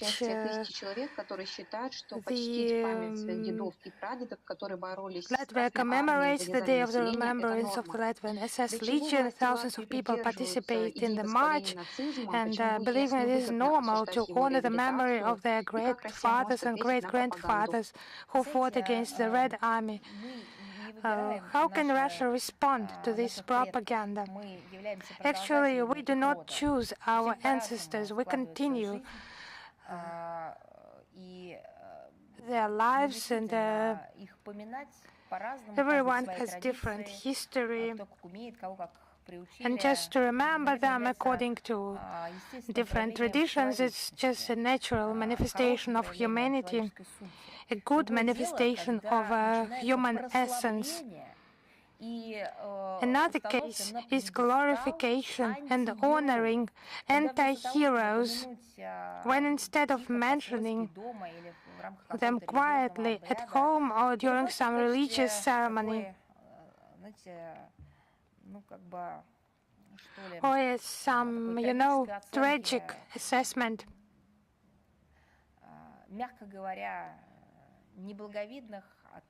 of softly speaking, not very noble and criminal deeds of their ancestors. We see their heroization. It's just cannot be tolerated.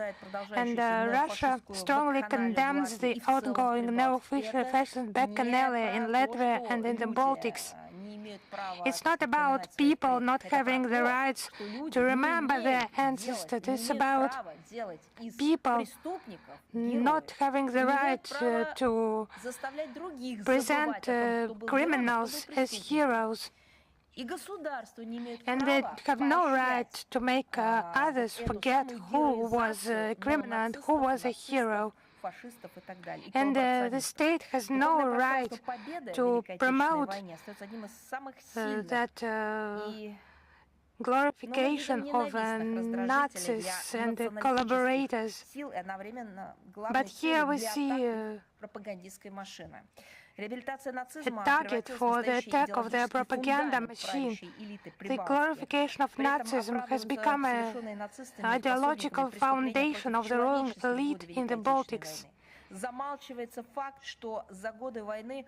They justify the crimes committed against humanity during the Great Patriotic War, and the local Baltic executioners killed over 300,000 civilians in Latvia and the same number of prisoners of war, approximately 150,000 civilians and 230,000 prisoners of war were killed in Lithuania.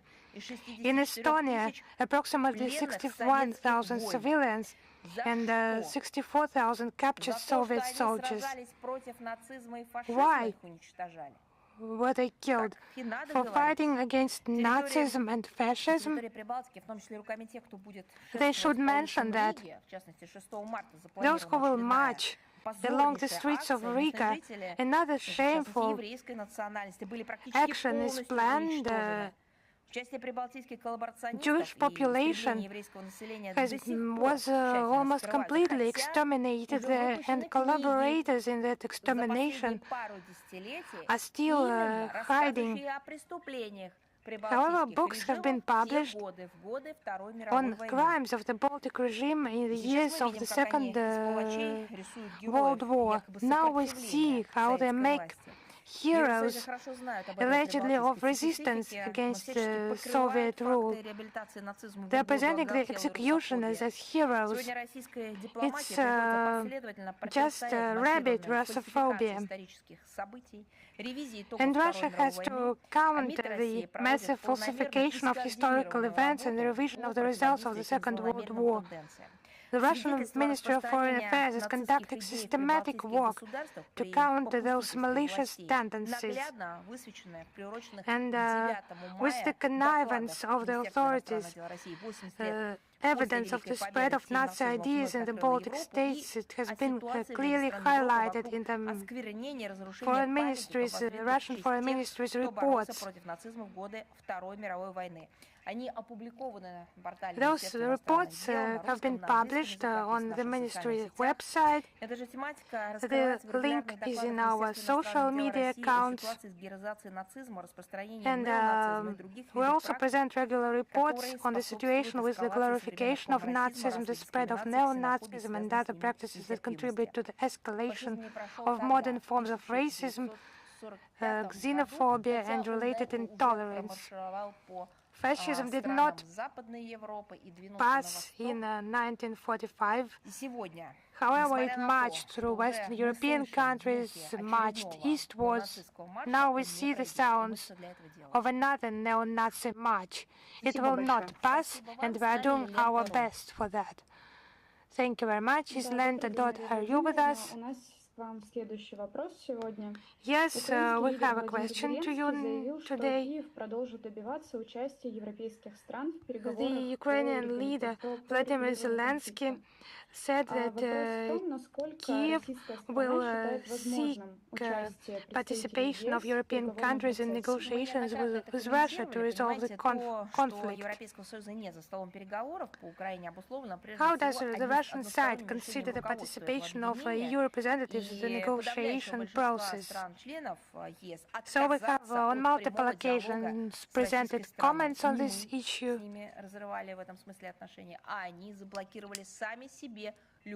They have blocked any contacts themselves. It's not we who have torn those relations with them. So they just pursued that policy, as they said, political isolation of Russia. Within the EU, there are such discussions about possibilities of resuming communications. Now it's just discussions because their own public poses those questions, but no concrete actions have followed by them. And we have no doubt that the European Union will play an exclusively destructive role in negotiations and in the context of the Ukrainian crisis is just testifies for itself. Those guarantees to Viktor Yanukovych in February 2014, they didn't last even a day. The Minsk agreements, we will never forget them. The Europeans admitted they used them to prepare Ukraine for war with Russia. The Istanbul process is in our memory forever as well. In February-March 2022, it was undermined by promises to help Kiev win on the battlefield, as they put it back then. And that motto, they supported it for a couple of years more. So those so-called peace initiatives that could not become a basis for agreements, none of them. Zelensky's peace formula, notorious peace formula, and deployment of a Western, allegedly peacekeeping contingent on the Ukrainian territory. We know what they are as peacekeepers. Now the latest example is distributed by Kaya Kallas draft discussion document with absurd demands on Russia, without which the European Union, as they put it, will not support peace in Ukraine. All that is happening against the backdrop of ongoing efforts to supply weapons to Kiev and constant attempts to put obstacles to any efforts by third countries to find a peaceful resolution to the crisis, and ignoring casualties among children, among civilians. So it's just a green light to terrorism of the Kiev regime by Brussels. All the facts mentioned, they just illustrate the destructive nature of the European Union's role in the situation surrounding Ukraine as a whole. We remain open to direct dialogue and honest negotiations with all pragmatic and conscientious partners. And we are ready to discuss the Eurasian security issues, including the Ukrainian conflict. Thank you. Thank you. Information Agency intelligence reporters with us. Yes, we have a question.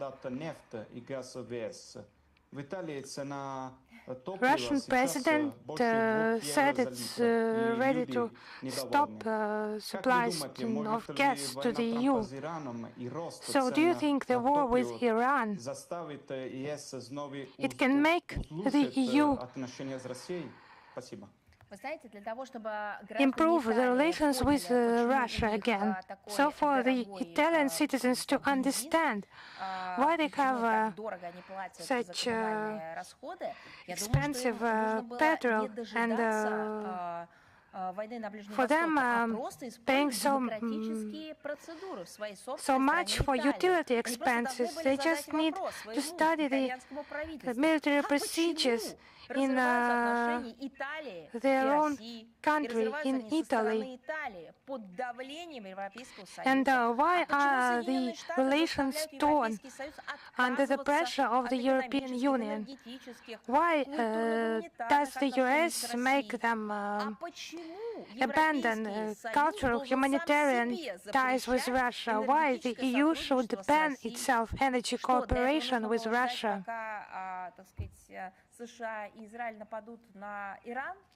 So they should have waited for the US and Israel to attack Iran and to put those questions during the political discussions and debates and to require a response.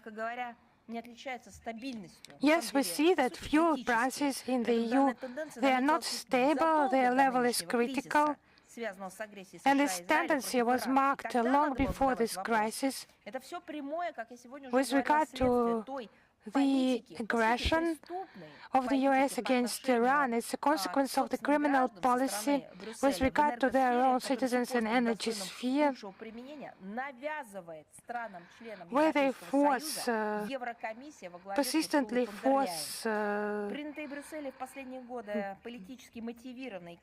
by the European Commission, led by Ursula von der Leyen. And those decisions could not lead to any other outcome. It's a forced objection to import Russian oil and gas. Regarding Italy, the prospect of rising energy prices is understandably causing tension in Italian society. Just have a look at our country, at our officials. the president, foreign minister, have a look at our political scientists. Has anyone used this as a pretext for mocking, sarcasm, some angry statements against Italian citizens? Just have a look. What a bad situation you have. No, nothing of the kind has happened.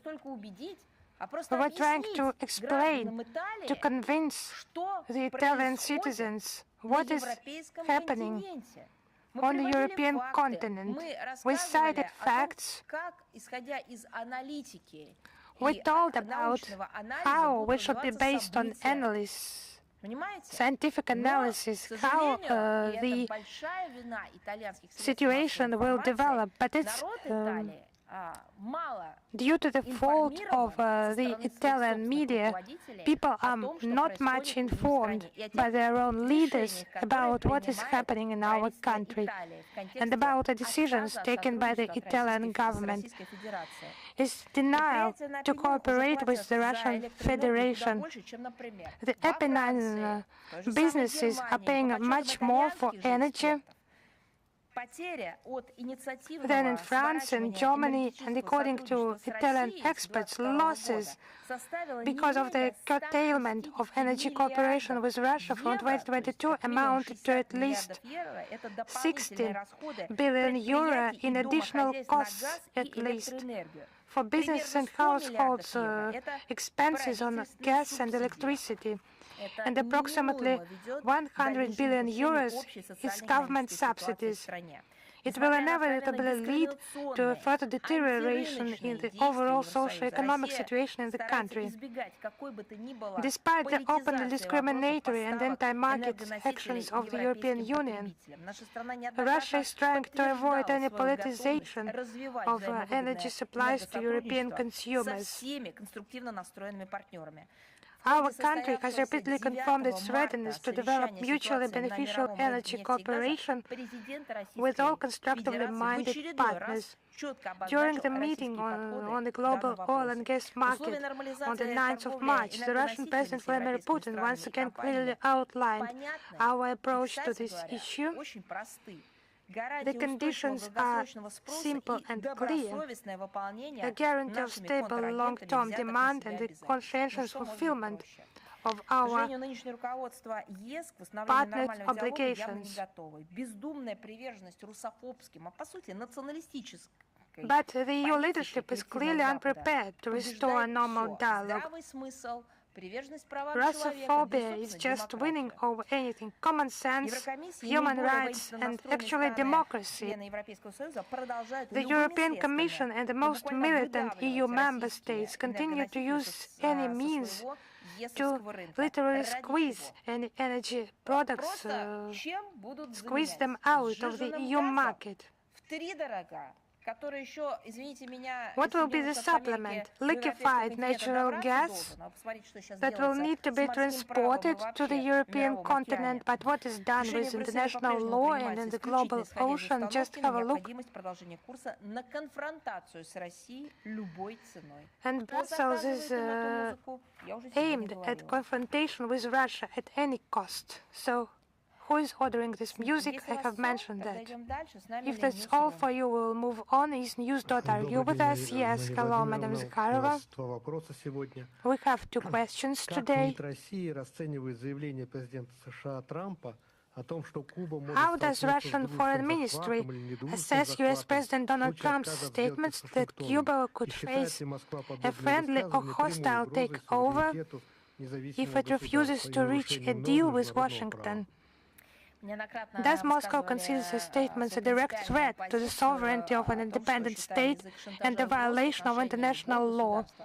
We have repeatedly voiced our position that we consider the language of blackmail absolutely counterproductive and not complying with any norms of international law or moral values. Those statements are contrary to the UN Charter, human rights, and the laws of interstate communication. We call upon resolution by political diplomatic means. We do not comment traditionally on the third countries' relations, but we would reiterate our stance with regard to the Republic of Cuba. Russia and Cuba are linked with friendly relations. For the entire history, we have supported the Cuban people in their fight for independence, their desire to support the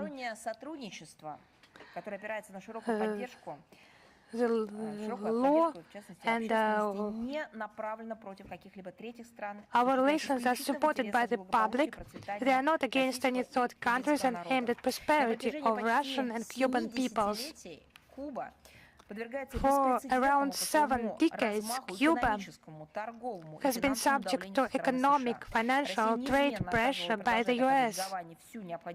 Russia is unchangeably providing all the necessary support to Havana on international platforms in fighting, countering unilateral sanctions, and Cuba is facing unprecedented force and economic pressure by Washington, of course,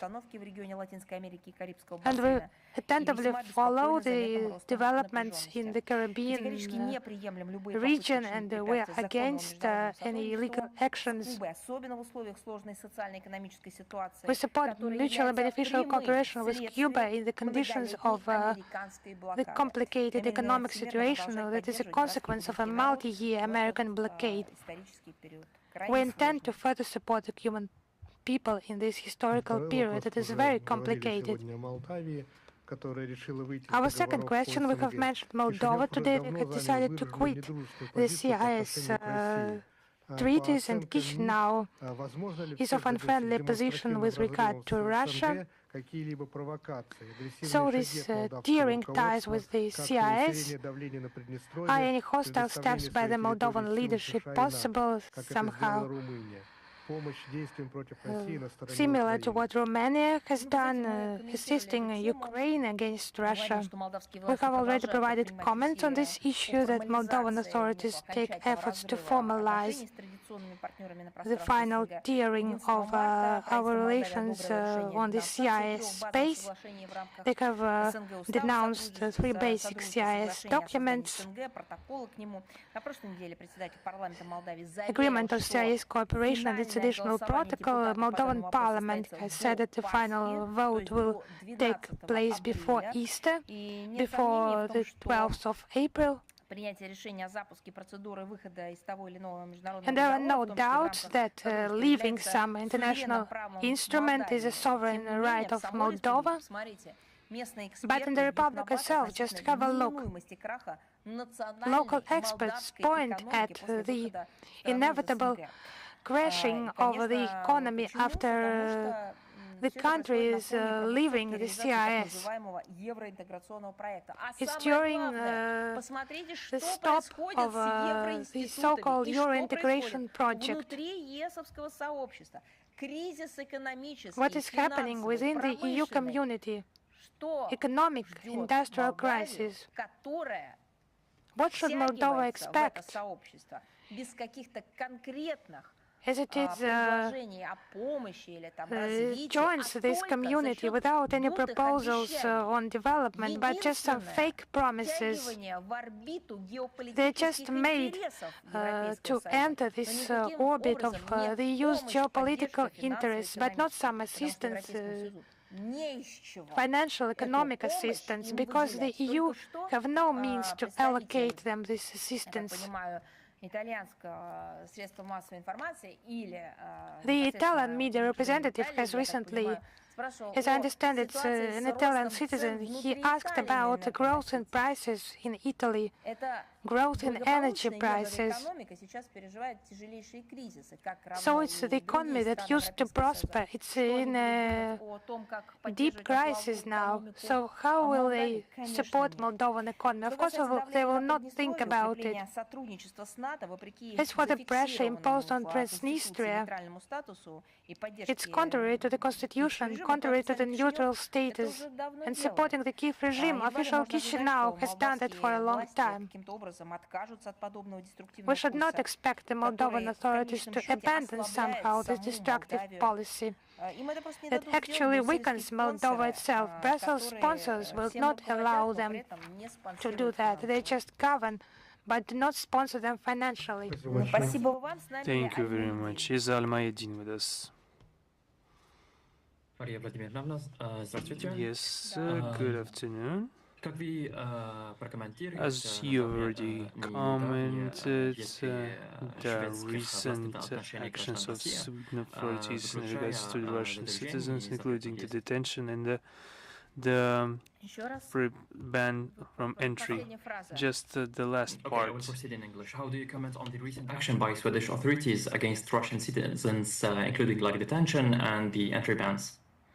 I just didn't expect Almayedin to be interested in Sweden, but why not?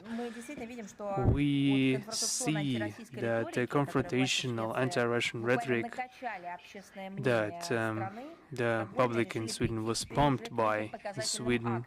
Now we see Stockholm is starting some demonstrative actions against Russian citizens due to their sort of incorrect citizenship. In the recent period, we saw some cases where Russian scientists or highly qualified specialists to be threat to national security, and I quote. We see absolutely inhumane detention of Russian citizens for such ships as vessel Adler and vessel Kaffa, and the Schengen visas issued by other European Union countries and Schengen countries were nullified. There are sanctions issued against Russian businesses, Russian officials, and there are all sorts of obstructions that Russian embassy in Stockholm is facing, trying to provide consular aid to Russian citizens who found themselves in a difficult situation. And we see an overwhelming level of hatred to Russian citizens reflected in the recent statement by the foreign Prime Minister, now the leader of parliamentary opposition, representative of the Social Democratic Party of Sweden, Magdalena Anders, namely stating that the European nuclear potential is enough, and I quote her directly, it is enough to bomb Russia into oblivion.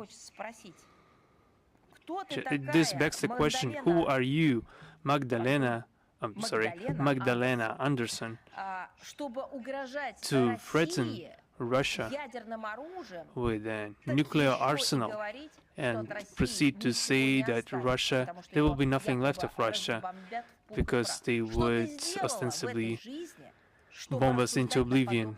What has happened in your life to make her say this in her statement? Perhaps she was initiator of a global peace settlement, or she prevented a catastrophic outcome in the Middle East, or helped the citizens of the European Union to defend their sovereignty and independence. I have a proposition to Madam Magdalena Andersson to busy herself with the issues at hand of a neighboring state. Greenland is requiring protection. She needs protectors from among the EU states. Try to defend your own sovereignty as members of the European Union, as old European democracies, and only then try to instruct the planet how they should live. In regards to the nuclear topic, nuclear dossier, we already talked in detail how destructive are those mindless statements in regards to the nuclear weapons when said by Western officials, because they teach their own public, like in bad action movies, you can shoot a person 45 times only for him to continue walking, that there are limitless bullets in a pistol or in a rifle that can have 120 bullets in a clip. And any such talk when it concerns nuclear weapons is inadmissible. Perhaps this makes me wonder, can anyone vote for this person after such statements? Or are these kind of people precisely the sort of people they are voting for in the European Union, with a complete lack of education that they can get any goal accomplished, even self-destruction? And if I may, I could ask through you a question to this Swedish establishment, to the ruling party or the opposition party, just to try to help your officials, your Swedish citizens. Just show them the map, give them a map with the distance from Moscow to Stockholm, and how long this wave will, how long will it take for the wave of fallout to reach Sweden? If they are guided by their comrade in arms, Annalena Baerbock, saying that to change a position, it would only take a turn, a 360-degree turn to change their position. Someone could explain them, just judging by the raw distance, that by striking one European country would mean all the fallout immediately reaching another. Then perhaps it would warrant the focus on preventive measures, on scientific studies and self-education. There are, of course, a very tragic but very telling representative example, namely the Chernobyl nuclear power plant tragedy. Still, every year, affected countries remember this tragedy and remember how this wave, how this curtain of smoke or fallout or precipitation affected the European continent as a whole. So I'd like to warn all compatriots, I mean Russian compatriots planning their trip to Sweden, I would like to urge them to bear in mind the absolutely causeless persecution unleashed by the Swedish authorities, and perhaps on a request from a third country still in Sweden, and accusing them of any criminal conduct or crimes. There is no need for that anymore. Just it's enough to be a resident of Russia, have a Russian passport, to be detained. This is pure chauvinism now in the Swedish iteration.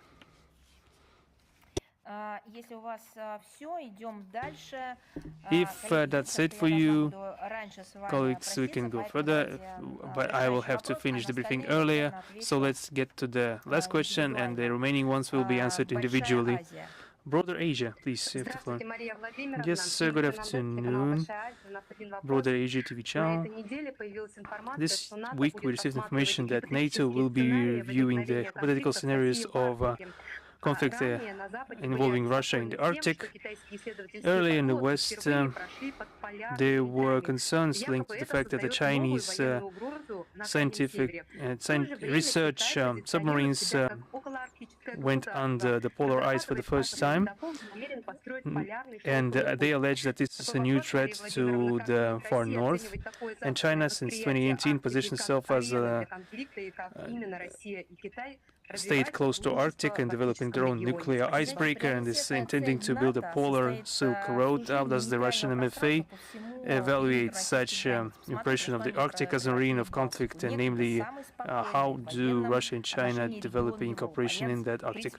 Let's start from that fact that NATO is intending to narrow down the neutral space and the entire perimeter of Russian borders. Just let's look at the Baltic. At a previous time, it was a very calm region.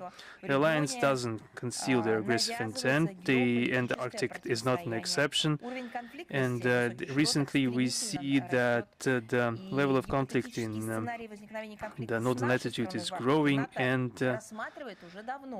the hypothetical scenario of conflict with our country has been long devised by NATO, and they have been conducting dozens of military drills. In February 2026, they have launched the Arctic Watchman initiative, an operation intended primarily to deter Russia and China in the polar region, to grow the military presence of the bloc close to our northern borders. The North Atlantic Bloc is once again confirms its resume as a destroyer of stability and inciter of international confrontation. And now it's Arctic's turn, and this is being given under the pretext of Russian threats, and NATO is quick to find the Russian trace in any dossier they have, including the Greenland dossier. Russia and Beijing view each other as a very important strategic partners. We are intrinsigently sticking to the principles of mutually respectful, equal and trusted cooperation, and decisive mutual support on questions key to both our countries. This, of course, concerns such an aspect as interaction in the Arctic region. We jointly support the preservation of peace and stability and the prevention of military political tensions in the Arctic. We see huge interest on the part of our Chinese friends in promoting projects in the Russian polar region. We are open for such interaction, and this has been enshrined in different documents on different levels, including the joint statement of our leaders of 8th of May 2025. To coordinate this work in the framework of we have a mechanism of regular meetings of heads of governments of Russia and China. We have a separate working group. Jointly with our partners, we are conducting work to unleash the transport logistic potential of the Northern Sea route, to explore mineral resources, promote science and research activity in the region. And China is contributing significantly in the Arctic Council. Russia is always open to have constructive contacts in the Arctic and other countries from beyond the region, which only helps to support the international dialogue in the region and calm the military political standoff. We have two other questions unanswered. I will answer them individually. Sorry for that. I will, due to the time schedule issues, and I will be answering those individually. Thank you very much. Have a good day. Thank you.